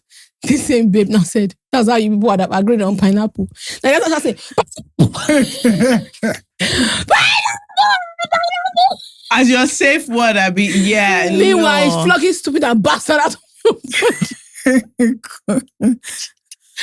What was killing me was that the person that had gone on this day with the guy she was just now plain curious, right? She had already decided that this day can never work. But she was just trying to. But she was just curious, and then she was talking about how like random and weird. But I just remember that part, and it made me laugh so much. I was saying I was going to tell you about this. I just feel like living in Nigeria and being into BDSM is a red flag. It's double suffering now. They've already that year of game. Forgive me, like I'm just like everybody. I feel like you can literally come out from traffic and be so angry that every other thing doesn't make sense. I just feel like we're not in a like again, we're not in a place where everything is an objective choice. Now say, I don't know. It sounds scary. So something soft. So is this cage inside the house or outside?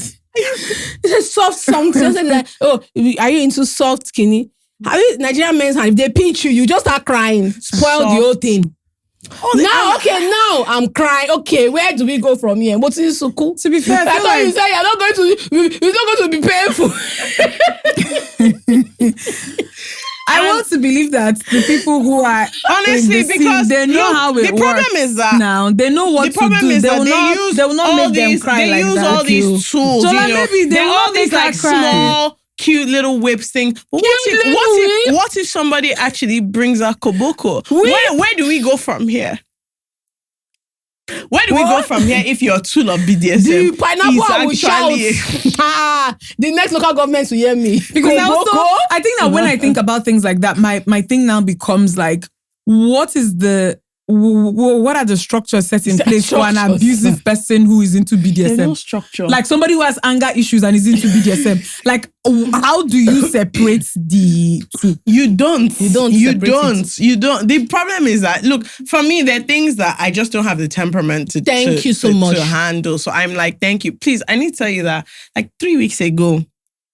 You had to say pineapple? No, I didn't have to say pineapple.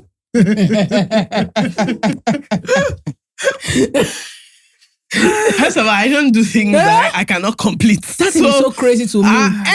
First of all, do you know that any situation where you have to have a safe word? I'm not there. For me, I can't actually get into it because I can't depend on you. Somebody asked me like, why am I not into bed? I said, I did quick vex. I did quick vex. If you are there's a certain kind of even others talk that please be respectful here.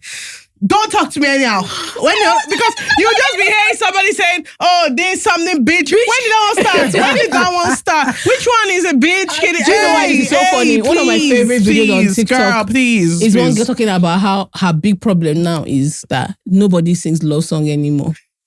That she just be dancing, just hear bitch. That's what I'm saying. She said people are always like, you should practice role play, talk dirty. So yeah, you people are going in a direction. One man says something, bitch. Excuse me, when does this one start? Please, now I'm annoyed. So see where we are now. Why is it to be like that? No, so that's why funny. we all have to know. She ourselves. said, where is the bitch? Ain't no back talk here. Where is the bitch? Say, bitch, they're calling you. Because you don't want to be in the middle of fornication. Next year, hey, please. I found it so funny. She was just like, that she's seen all sorts. No, I've really seen all sorts. So what I was going to say was there's a guy that called me 3 weeks ago. And so I met him ages ago. And I don't even know what happened, but he didn't call me. And so he called me and he was like, do you know that I think about this thing every week? Like every time I see a clip of you and I'm like, I collected this babe's number now. I'm going through. So I was like, bro. So he was talking and we had a chat and it was like 20 minutes. And then he just goes, you're not enjoying this conversation, are you? And I said, let me not lie to you. He was like, is this a thing of like there's like a spark and then we just have to like nurture the fire or I feel like that's so interesting because I feel like you're a very easy person to talk to. But he was not like, or is there like no lights? No, so the thing is, the conversation was... How could it be? Do you know that the conversation was good? But he made a point. The conversation was You weren't good. responding much? No. Okay. Me, I'm a talker. He was like, I can tell that we're like gisting. But he's like, I didn't actually call you to gist. Right. What did he call you for? For flirting. Is For he what? okay? Romantic combo. So what are you talking about? I bought units of What's NEPA. the difference between the... No, there was no vibe. No, you didn't Benjamin, you're not giving me. Are you a psychopath? On the phone. That's Yoruba flirting now. Why do they always do that thing in movies? And I'm just like, are you mad?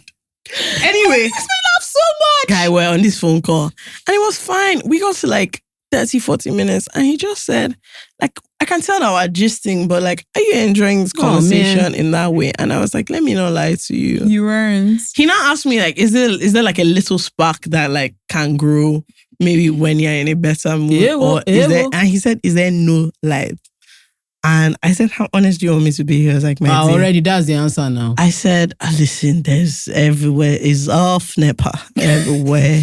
Is off. He was not How did he take it? He now said, is it me or is it like life? You're still asking questions. No, and I really appreciated it. And I was just like, good and now. I told him, because I was like, I that think means he doesn't have, his ego is not I big. said, I think you should come back and like, give it like a month or two. Right now, it can't work for me. But maybe if you give it a month or two, we should have said, I'm having low libido. Are you mad? So sorry. What is wrong with I'm having low libido? That this boy now said that. Okay, so is it the kind of thing where there's a slow burn? And I was like, let me not lie to you. In my life, Why does the word slow burn keep coming up? Like, is this what people throw around in casual conversations in Lagos? Yes. Really? I was like, in my life, I've never done the slow burn thing. So we now started talking about that. They catch fire. Yeah. I was like, me, anything fireworks, I'm there. They get me don't go around. Fireworks. I said, look, my love life is a case of bonfire. This slow burn, candle burning, then all this, friends to lovers. It's like, I heard the slow burn thing from Don Cherie. There's this American preacher, Don Cherie, and this slow burn thing came from her. Mm-hmm. She was basically explaining, she was talking about God. Came from romance. I'm so sorry, my slow burn came from romance. No, she was talking about basically. Pastors talk about slow burn? She was talking about it in she was talking about it in a context now, because her and her husband have a great relationship, blah, blah, blah, that she is slow burn of like, the thing took her a long time. Like the metaphor was all those cartoons where there's dynamite, but then the rope is very long. And then all of a sudden, in love or whatever. That's an aside. What if it doesn't catch fire? So this guy was now asking me that this thing now that I'm saying should come back. Is this like a slow, like am I a slow burn girl where he can be there for me, calling me? But I said it can't be, my dear. Me, normally in this conversation, I would have known. Is he attractive? Very attractive. I was like, in this conversation, his libido. I would have. I used to be. His libido. His life. His low life. Libido. I've never had low libido in my life. Don't worry. Low libido. His life. So that's why he said, and I liked it because he was like, is this a me thing or a life thing? And I was like, to be honest, that he asked. I said it's actually a life thing. But I was like, don't do that thing where you're trying to be there for me. I said, if we become friends, you can never leave that place. Oh, yeah. I was like, just forget it. I said, check in. Give it like 4 or 5. Give it to the end of the year. Check in. Right. And we can see. But I was like, I need you to know that there will be no slow burning. If that first date, there's no fireworks, we have to call it a day. Anyway, we now went to a conversation about slow burn, and it was very interesting because, he was now saying that, to be honest, he asked because the reason he was concerned about the conversation, he was like, him is a fireworks guy. And he was like, what's the happen now? We're just gisting here. Nobody's on a vibe. Why not? But I want to understand. But he was like, but when we met, there was a vibe. Sorry, so what's just for going context. on? Mm-hmm. Okay, like what would fireworks sound like? As in, you mean like like big fire? David, stop using that eye to look at me. You want to hear fireworks? I'm trying to understand what would fireworks feel like in a first conversation over the phone. It feels like moist. It feels like moist undies. Are you stupid? You guys, we have to. We have to go now. We actually have to leave. We have to go. What is wrong with you? This is why I don't want to be myself. No, when you are yourself. In this world, you can't be yourself. Let me explain something here. You are forgetting that we met in person. Oh, right. So this is not a phone call. How this was is not it? the first time. How was it? There was fireworks in the meeting in person. But it was like 3 months before. No, and then we didn't speak after. You know, some people are not very good with phone conversations, texting. No, this was not a case of that. I promise you, I was not in the mood. She wasn't in the mood. I'm not in the mood for what he wants to do. Me, I know it. I'm not in the mood. Okay. This romance thing, I'm not in the mood. So I was like, you have to just call me back when I'm in the mood. And, you know, he was now, when he was joking, he was like, I'm listening as a fine boy. I might not be single. I said, my dear, since I met you, you were single. Now you're still single again. So I have every assurance you will still be single. My word, maybe if you were so attractive and so good, they would have snatched you up. Yet, look at it, here you are. They call me, they ask me about slow burn. You don't have prospects, my dear. You've set your date, your calendar when you're going to call me back. Nobody's chasing you. But the thing was, on the day we met, in that conversation, I knew that, ooh, this might be something. Now, what is that something? Is it a thing that's going to ruin your life? Is it, you know, a physical thing? Is it nobody knows? But the fact that there's something and the thing is loud, all those quiet whispers, I don't do it. If the attraction is whispering to me quietly, I can't even hear anything. The music is too loud. But it has, so that was the only reason. But it was just very interesting because it was the exact opposite of when we met. I was like, bro, all these things they are saying, I don't want to go to dinner. I'm not in your mood. So I'm not. But we now started having the conversation about slow burns and all that, and how he feels like babes now are trying to like manufacture the slow burn so that nobody gets in trouble. I think I'm so fascinated that slow burn and fireworks are things that people use. What do you mean they're trying to? Wait, so what do you mean they're trying to? He was saying in his experience, basically everyone he feels like in order to not get hurt, people are trying to slow, even if that's not how you and so are. That means sometimes everybody's pretending to be who you're not. Pretending to be who, but also it just means that like he was basically like this thing that you guys always say romance is dead. Sometimes all this, let's take it slow, you know. Can I say something? You go ahead. Okay. I also have another troublesome issue at hand. I was talking to someone a few days ago now. Yes, a few days ago. And I said, oh, is that your boyfriend? And she says, no, we are... She was like, yeah, we're kind... No, she said, no, he's not my boyfriend, but we're together. I said, okay. No, wait, I said, okay. Like, I said, how long has it been? She's been like, oh yeah, like almost a year. And I said, that's your boyfriend. And she was like, oh, we've not decided about using labels. I said, is it that we or you or he has not decided? She was like, yeah, one person. He's never said, yeah, he's please stop talking girlfriend. To that person. And I told her that I said tomorrow, don't talk to him at all. And see what happens. Yeah. The day after, don't talk to him. If he doesn't say anything on the first, second day, don't say anything at all. And by the third day, just block him. If he hasn't spoken to you by the third day, block him. So I text her and I was like, how far? She was like, by like noon of the first day. She called her, I was like, how far? And he just feels something is off. She said nothing is off. She now started enjoying it. She said nothing is off. She was like, are you sure? And she's talkative. He was like, are you sure? She said, yeah.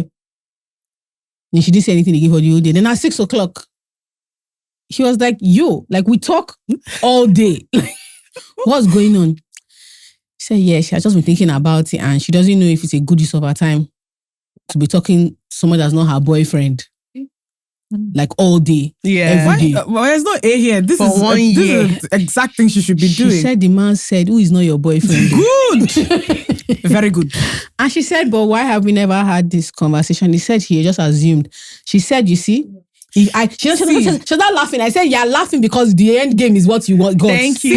I didn't mean that you were disgraced. Men will ease in and ease out of situations. If you're not asking, he will be like that. Yeah, it also reminded me of something I remember like reading about how like about 60 to 70% of divorces, like they're initiated by women. Yeah, men will just be in the marriage. They are tired. They are just okay. They are waiting for you to do the next thing. You don't like her. And he's like, Yeah, so very quick. Like there are also so many other methods, but this was a very good one. I just want to put this out to babes. Like 2 months in, if you guys, it's clear.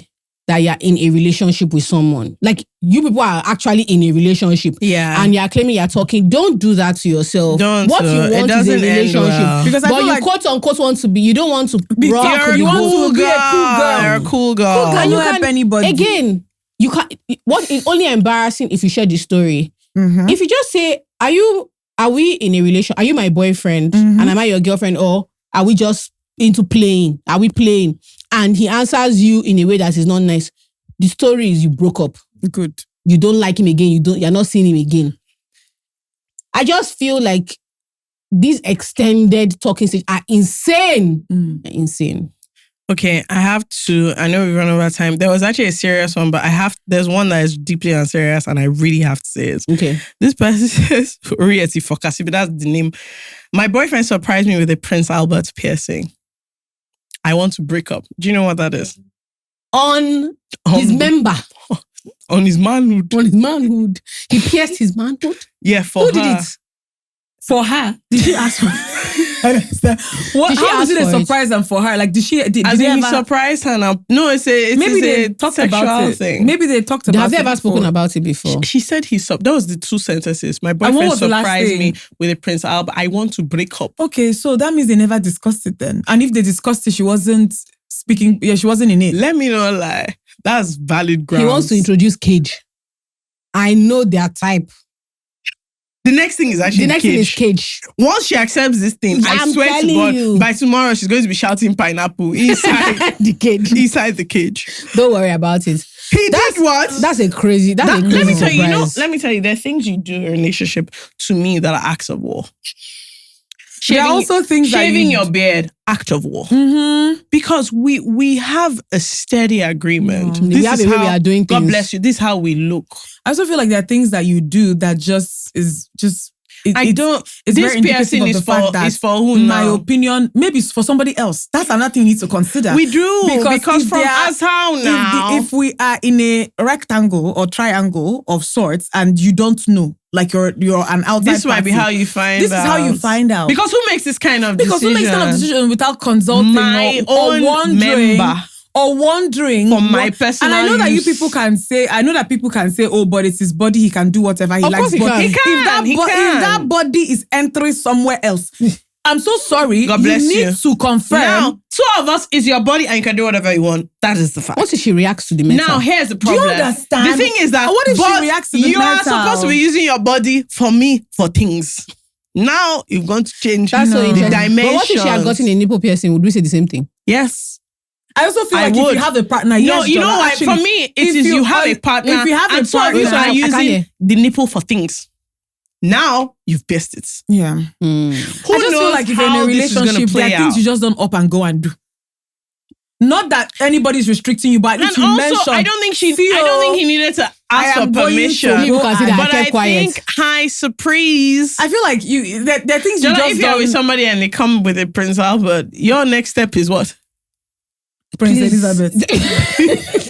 No, genuinely, I think I'll be a bit confused. That's the thing. But I would actually be like, are we how cool? now? Like, is everything okay? What I have to ask is like, what's really happening? Because that's a dynamic piercing. That's not. I went to pierce my nose. What's happening exactly? I think that the equivalent of this, honestly, is going to pierce your nipples. And if it's just not something I think you can just up and go and do and come back and tell your partner, oh, I decided to pierce this today. Like, so what's the difference between a piercing and a tattoo? Oh, that's a good question because I would not say the same thing for tattoo. Very interesting. Yeah, dynamic. but the thing about it is that, but tattoo is just. What do you do? I can remove the piercing. No, but what do you do? You don't. The tattoo doesn't interact with you. Yeah, but what if your partner doesn't like tattoos? The tattoo does not interact with you. The penis ring, the very much too. Interacting with me. Please, are we rating this? We episode something. Yeah. All right. The nipple too. It's coming in contact with something all the time. Okay. So my thing is like you have to consider. I think it's an interesting line because for the tattoo, I have a visceral reaction of nobody can tell anybody what to put on their body or what to not put on their body. I have a very clear thing. If she said he got a tattoo and she wants to break up with him, I'll be like, when did that one start? Yeah, a clown. Like, he can write like a weird anything tattoo. He wants. I swear, anything he wants to write on his body. And that's what I was saying. Anything he wants to write is his body. He should write it. You might find certain things weird because you're like, what does this say about you that you went to put this? So I think fundamentally for me, it's not even a permission thing because I don't think he should have said, can I get it? But a thing of, you went to do something significant and you didn't hear me. I think it's a bit weird because piercings are not like doing your hair.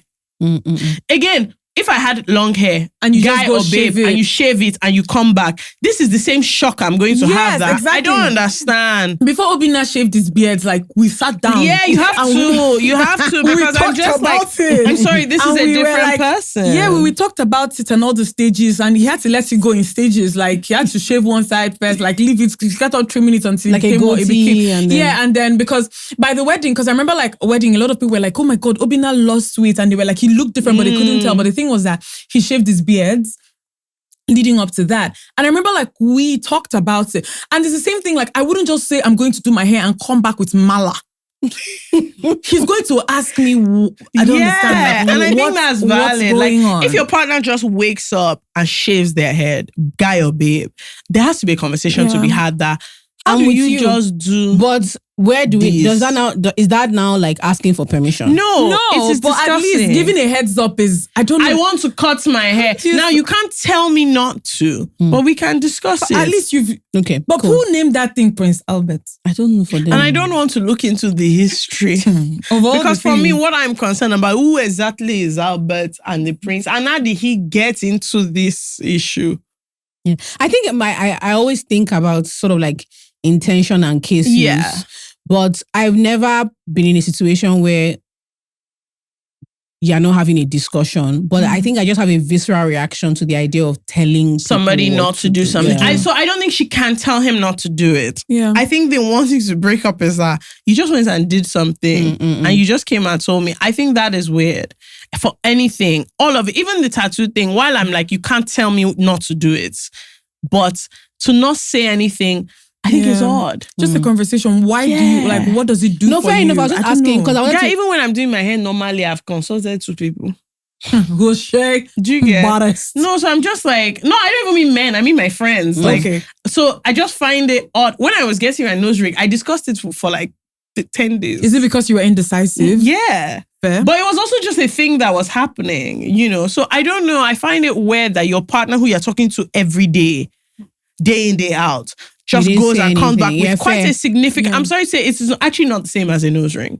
No, it's not. It's quite a significant piercing to have. No, but the reality is that in any like healthy, normal relationship, you say it's not about permission, it's communication. It's communication. So, it's just like, so even the tattoo thing, it is a thing of, yes, you're obviously you can't get it now. Like nobody's saying, but you didn't even yarn me or you shaved your head. Now, wow, you just came back a different person. And especially if it's a situation where you have this impression that you guys talk about things. Everything, yeah. And then all of a sudden, this one, you're just I just don't see how it doesn't come up. Yeah. And I don't like when people, so it's like when people, I know a situation where someone took a job and she didn't tell. Oh, that's nonsense. And I was like, and she was saying that, so her thing to us was, she doesn't understand why he's so upset. And we were all like, I'm actually so sorry. You guys have been together for 2 years. You accepted a job and he was surprised. That means you did interview. You didn't yarn him. That means you were thinking of leaving your old job. You did application. I'm sorry. So she now came and she was happy like, oh my God, I got the job. And he was like, which job? Which job? No. And so she was now coming to tell us like, can you imagine he's not talking to her because, and I was like, sorry, valid. Very valid. Because that you made a life decision. Again, it's not about whether he has no permission on if you can get the job or not. But I just don't understand why you're in a committed relationship and you didn't tell somebody that you're like looking for a new job. Let's say you went to this job interview and somebody now comes and tells him, I saw Amaka the other time and she was coming from, and you did not know that Amaka went to the place. I feel like there's so many layers. Yeah. It's just like, no, I agree with you guys. I just think about in general, like with autonomous relationships or being like an adult, what are the... I don't like lines, but I like to assume if you're in a relationship with someone, you're in a healthy, normal relationship. So there are just discussions happening. That you have, No, like all the time. Because, so for instance, at the point where, that's really wild because it starts with, I don't think how old, just normal, how far now, how are you? And his work is annoying me. I don't like my job anymore. Yeah, I even found this other job. I'm thinking, like over time, I'm thinking of looking for it. In fact, I'm going to start searching. And even if let's say have an interview, and even if my let's interview say that, today, how was the interview? Even if let's say that, because I can even also imagine this conversation quickly going, but I already told you I didn't like that job. So let us even say that he was aware that she did not like the job. It's still not okay that you actively put effort into actually leaving the job, do things leading up to that, and then you don't tell him. Yeah, and my thing to her was, but I knew. On the day of your interview, she wasn't secretive. On the day of your interview, I called you to ask you how it went because it was in our group chat. So I don't at the time. She just, for her, it was, I don't know. She kept saying it was a personal thing, and I was like, but it's not. I think that things like this. You told your friends, your sister knows. Like you told us. So how is it that multiple of your friends are aware that? Maybe it's just something that they don't do. I have no idea what. So I think that could also be a thing sometimes, because I feel like sometimes when then he wouldn't be annoyed. But he's annoyed because excuse me, you people don't know men. Thing. No, then in that case, this situation, then he wouldn't be annoyed. If he's annoyed because he's like, when did this one start? If he's annoyed and they normally don't do, then he's mad. So that's a different issue. But all of us were like, he's annoyed because you should have. So also, she's not the kind of person to not tell people things. Oh, okay, fair. That's why would I know? Of it. The crux of it is, and even in arguing, I know you told your friends. So the reason why I'm saying this is that I have been in situations where, or I have heard, like you say here, that somebody's going off and has such a big problem with the fact that somebody did XYZ. Yeah. Why would you do this without telling me? And then you too, you're like, why would you do it without telling him? And then maybe she can give you a surface level answer, but when you start digging, you realize that they actually have a thing of, maybe not how, but he has a thing of not telling her things. And so in her mind, she kind of unconsciously thinks that, okay, this is not what you have a problem with. And I understand Jola saying that, okay, maybe he wouldn't be annoyed, but you'll be very, very surprised at what men get upset at that they can do, that they don't want women to do. That's very mad, though. But yeah, and that's true. I think in the same way I was to her that I was like, you got a job, that's nonsense. I think your boyfriend doing this thing is also nonsense. I think she should have, as long as their relationship is healthy and they didn't have any issues, I think that she should have said. Yes. Yeah. Okay. I have two good ones I'm closing out. Okay, do you want one about... Are we going to trim this episode? No, about his wife making more money than him, or one about a girl and her friend and like distance has grown between them. She doesn't know the girl and her friend. No, Bahrain. Making more money. Okay. Oh, sorry. Boring. We do many friend issue. Head of the house says, hello, Charles and FK. Please keep me anonymous, my dear. It's you that writes your information. My wife's sister abroad recently helped her get a remote tech job that pays in dollars. Wow. So now she earns way more than I do. Since then, she has been making decisions in the house without carrying me along. She just hired a housekeeper on her own. And she now says the 3-bedroom bungalow we live in is now too small.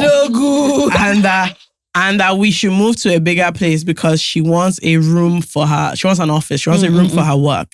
She doesn't insult me or talk down on me. But honestly, I feel like my presence not even shake anything again. Like I'm just here. She's running things on her own because she's not the higher earner. Is it wrong that I still want to feel like the head of the house? No, wait. You guys chill. It's not wrong that he wants to feel. It's not wrong. It's not wrong that he wants to feel. The problem, the issue is how he deals with that feeling. So let me not lie to you, for instance. This is what I'm talking about, just like generally having conversation. Yeah. I'm not coming to my house and meeting a new person just in my house. Let's be real. I'm not coming home and you're telling me you hired a new gardener. You didn't tell me. I just came and saw one man with cutlass in my compound. Yeah. Or someone is touching my food. And I don't know who and I don't know. Is this thing we're saying, let's even put aside the money, the context of money. Well, actually, we can't put it aside because that's the core of the issue. Yeah. But, so, do you know the thing that the tell is that the disclaimer of she doesn't talk down to me and she's not rude to me is important because you're trying to say what she has done is very bad, but she's not a terrible person. Which is fine. Yeah. But the reason you're complaining about it is because there is a problem. Any partner making decisions without you. If it was the other way, we would insult you. Yeah, so like, man. If your wife wrote that her husband hired a housekeeper, is doing this, is doing that without talking to you because he earns more money. It's somehow. The fact is that it's somehow. Your partner cannot be doing things like that, it is somehow. So I think your head of the house thing, maybe we'll address that. My main issue is this issue of getting home and decisions have been made. Can I ask that? Is that how he was behaving when he was the one that was the higher? That was what I want to know. So my thing is the head of the home. What does it mean tell for the story him? Well, like I just feel like there are things that are missing. And there's context that is missing because I found with time that when stories are told like this and says, but then again, in an upside down way, you're also trying to say, but she didn't disrespect me. But then again, like we've all established, it's very, very weird to just so hire the story people. Not clear. My thing is, okay, so why is that now something that, because from what she's explaining, it happens in multiple forms. It's not even, he gave two examples before now saying that the house is so small. And so my thing is, why is it a recurring thing? Like you people are not talking to each other. Yeah. How are you guys not talking to each other? How you feel, she also doesn't know. Don't they? Angela also, in the middle of doing that, they don't talk. Jola also has a very, very valid point that one thing I feel like has happened a lot now where sometimes you're talking to women who like they're married and maybe there's an issue. They're just trying to explain to you that sometimes you can speak all the English you want to speak, that men don't necessarily understand how something feels unless you show it to them, right?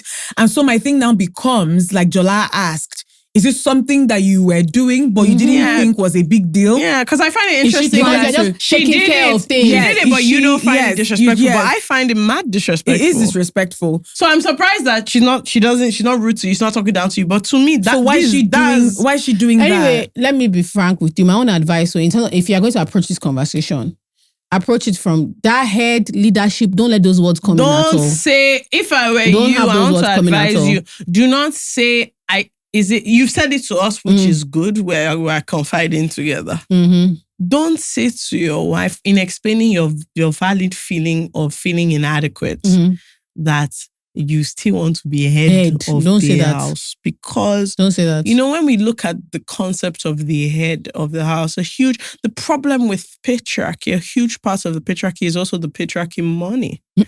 So you can't.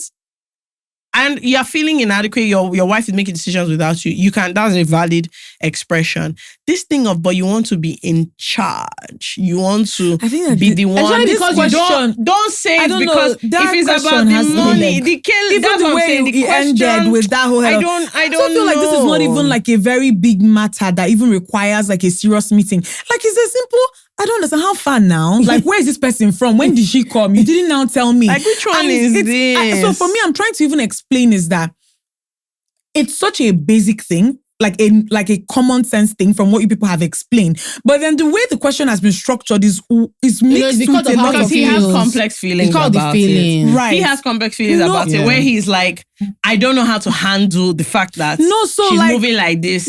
What's up now? Why did you bring this person? This is not a person that is saying what's up. No, I understand. No, he probably is. I think it's a combination of that and then also like figuring out, being honest with yourself, because this is an internal thing, has nothing to do with her. Because he's asking if it's okay that he feels that way. I think it's fine. Your feelings are okay that you feel. Like I feel like I would feel that way. Anybody with common sense will feel a bit even inadequate. if it was a friendship or a sisterhood and both of you were sharing a space. Let's say you and your sister were living in the same house. And then you and your friend were living in the same house and you were paying rent together. One party just doesn't bring someone. No, you don't do it. It's rubbish.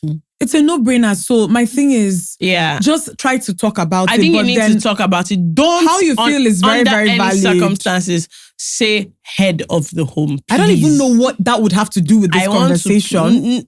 I want to plead you. I think he should also I hate when people say interrogate, but a lot of this feeling of being like head of the house clearly comes from money somewhere. Yeah. So you derive your legitimacy as head of the house from money, and so now that she has more money and can make certain decisions, you need to think about, is it the decision making? Yeah, because if it's decision making, it's like partnership. So you can just say that it's not about the money, it's my partner is the way we operate normally is we do things together. Yeah. And now that you're doing things, making decisions without me, I feel somehow. Yeah, but I have a feeling it is about the money. Yes, but I'm telling you that I'm trying to save the marriage. Okay, sorry. But then my thing is like, if it's about the money, like if it's about the money, then why do you bring these? I don't know. These two examples for me, you can actually place them side by side and they have nothing whatsoever to do with the way that she's feeling because she's out earning him. So my thing is, it's common sense. Like I've explained, sisterhood, partnership, your friend, you're living, like what has happened in terms of making decisions and bringing people who serve the both of you together without talking to the other person. Like it's common sense. Yeah. But then if you're having complex feelings around how you announce, because there's also this thing that happens sometimes where things are already the way they are, or like things that you didn't have problems with before, all of a sudden you have problems with them. Right? And that's not even what is happening here. So my thing is, if you have complex feelings around the fact that she's earning and you people have a healthy relationship, you people should talk. Yeah, you have to say, the fact is all this ends and you have to say something. But I agree with you. I think you need to interrogate what is going on a little bit more. Because does he do that? I think he needs to ask himself what is the issue. Interrogate her or interrogate himself. Himself. Himself. So if she was making all these decisions, but he earned more, will he care? Yeah. Do you understand? Like, so if she came and just said, is it the decision making that she didn't consult me and she made a decision, or she didn't consult me, she made a decision, she earns more money than me and that is why? Because if he was the earner and she actually just hired a person in the house, would he still be as upset?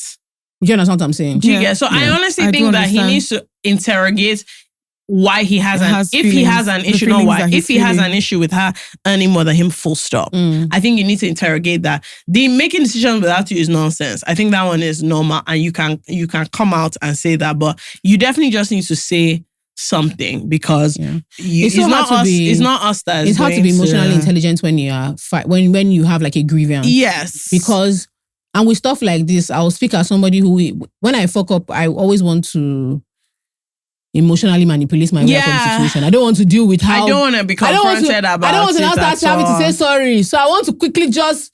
So that's what I'm trying to tell you. If you misstep in your conversation, I'm going to hold on to that and say, It's because now this is about you. This is about the patriarchy. Masculinity. God bless you. God bless you. So I think you want to just understand what your issue is. Yeah. And you can also admit that it's awkward for you that your wife makes more than you. I think which that is also good. Living in Nigeria, living in any patriarchal society, I feel like men, yes, okay.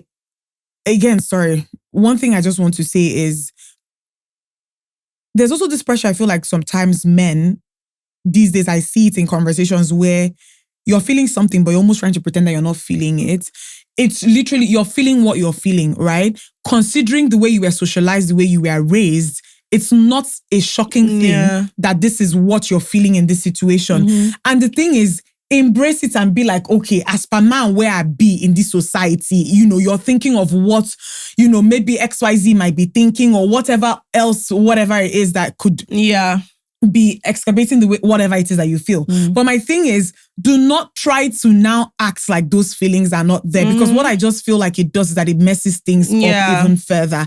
So it's okay for you to feel a bit insecure. I'm not saying that it is right, but it's not a shocking thing for me. But for you to say that, at least admitting it in the open and acknowledging and saying that, okay, this is how you feel. It's not right, but I can walk towards not feeling like that. It is better for me than saying, oh, I am okay with it when you're not. Yeah.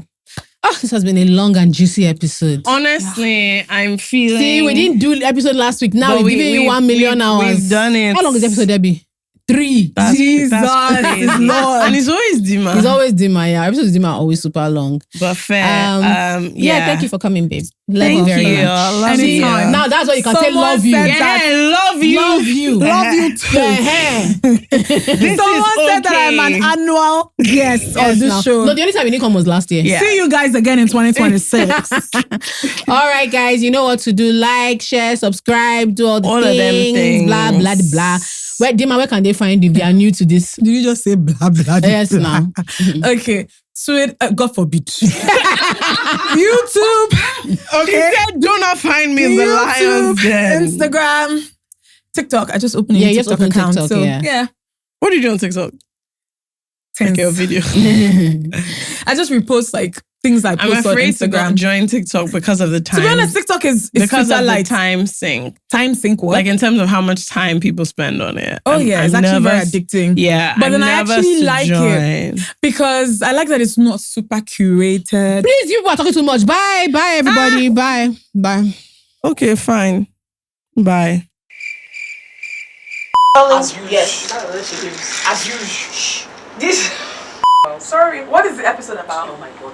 Were you not there? This episode of I Said What I Said is brought to you by Carousel Network. Our producer is Debbie Romeo. Our social media manager is Najisi Anira. Our cinematographer is Divine Nabuko. Our production associate is Theresa Ajayi. Our sound engineer is David Kenny. And our camera assistant is Abolade Uluyede. We are your hosts, Faye Kemi FK Abudu and Jola Jols Ayeye. And our guest today is the most fabulous Dinma Umeh. This season of I Said What I Said is brought to you by Missan by Bamboo.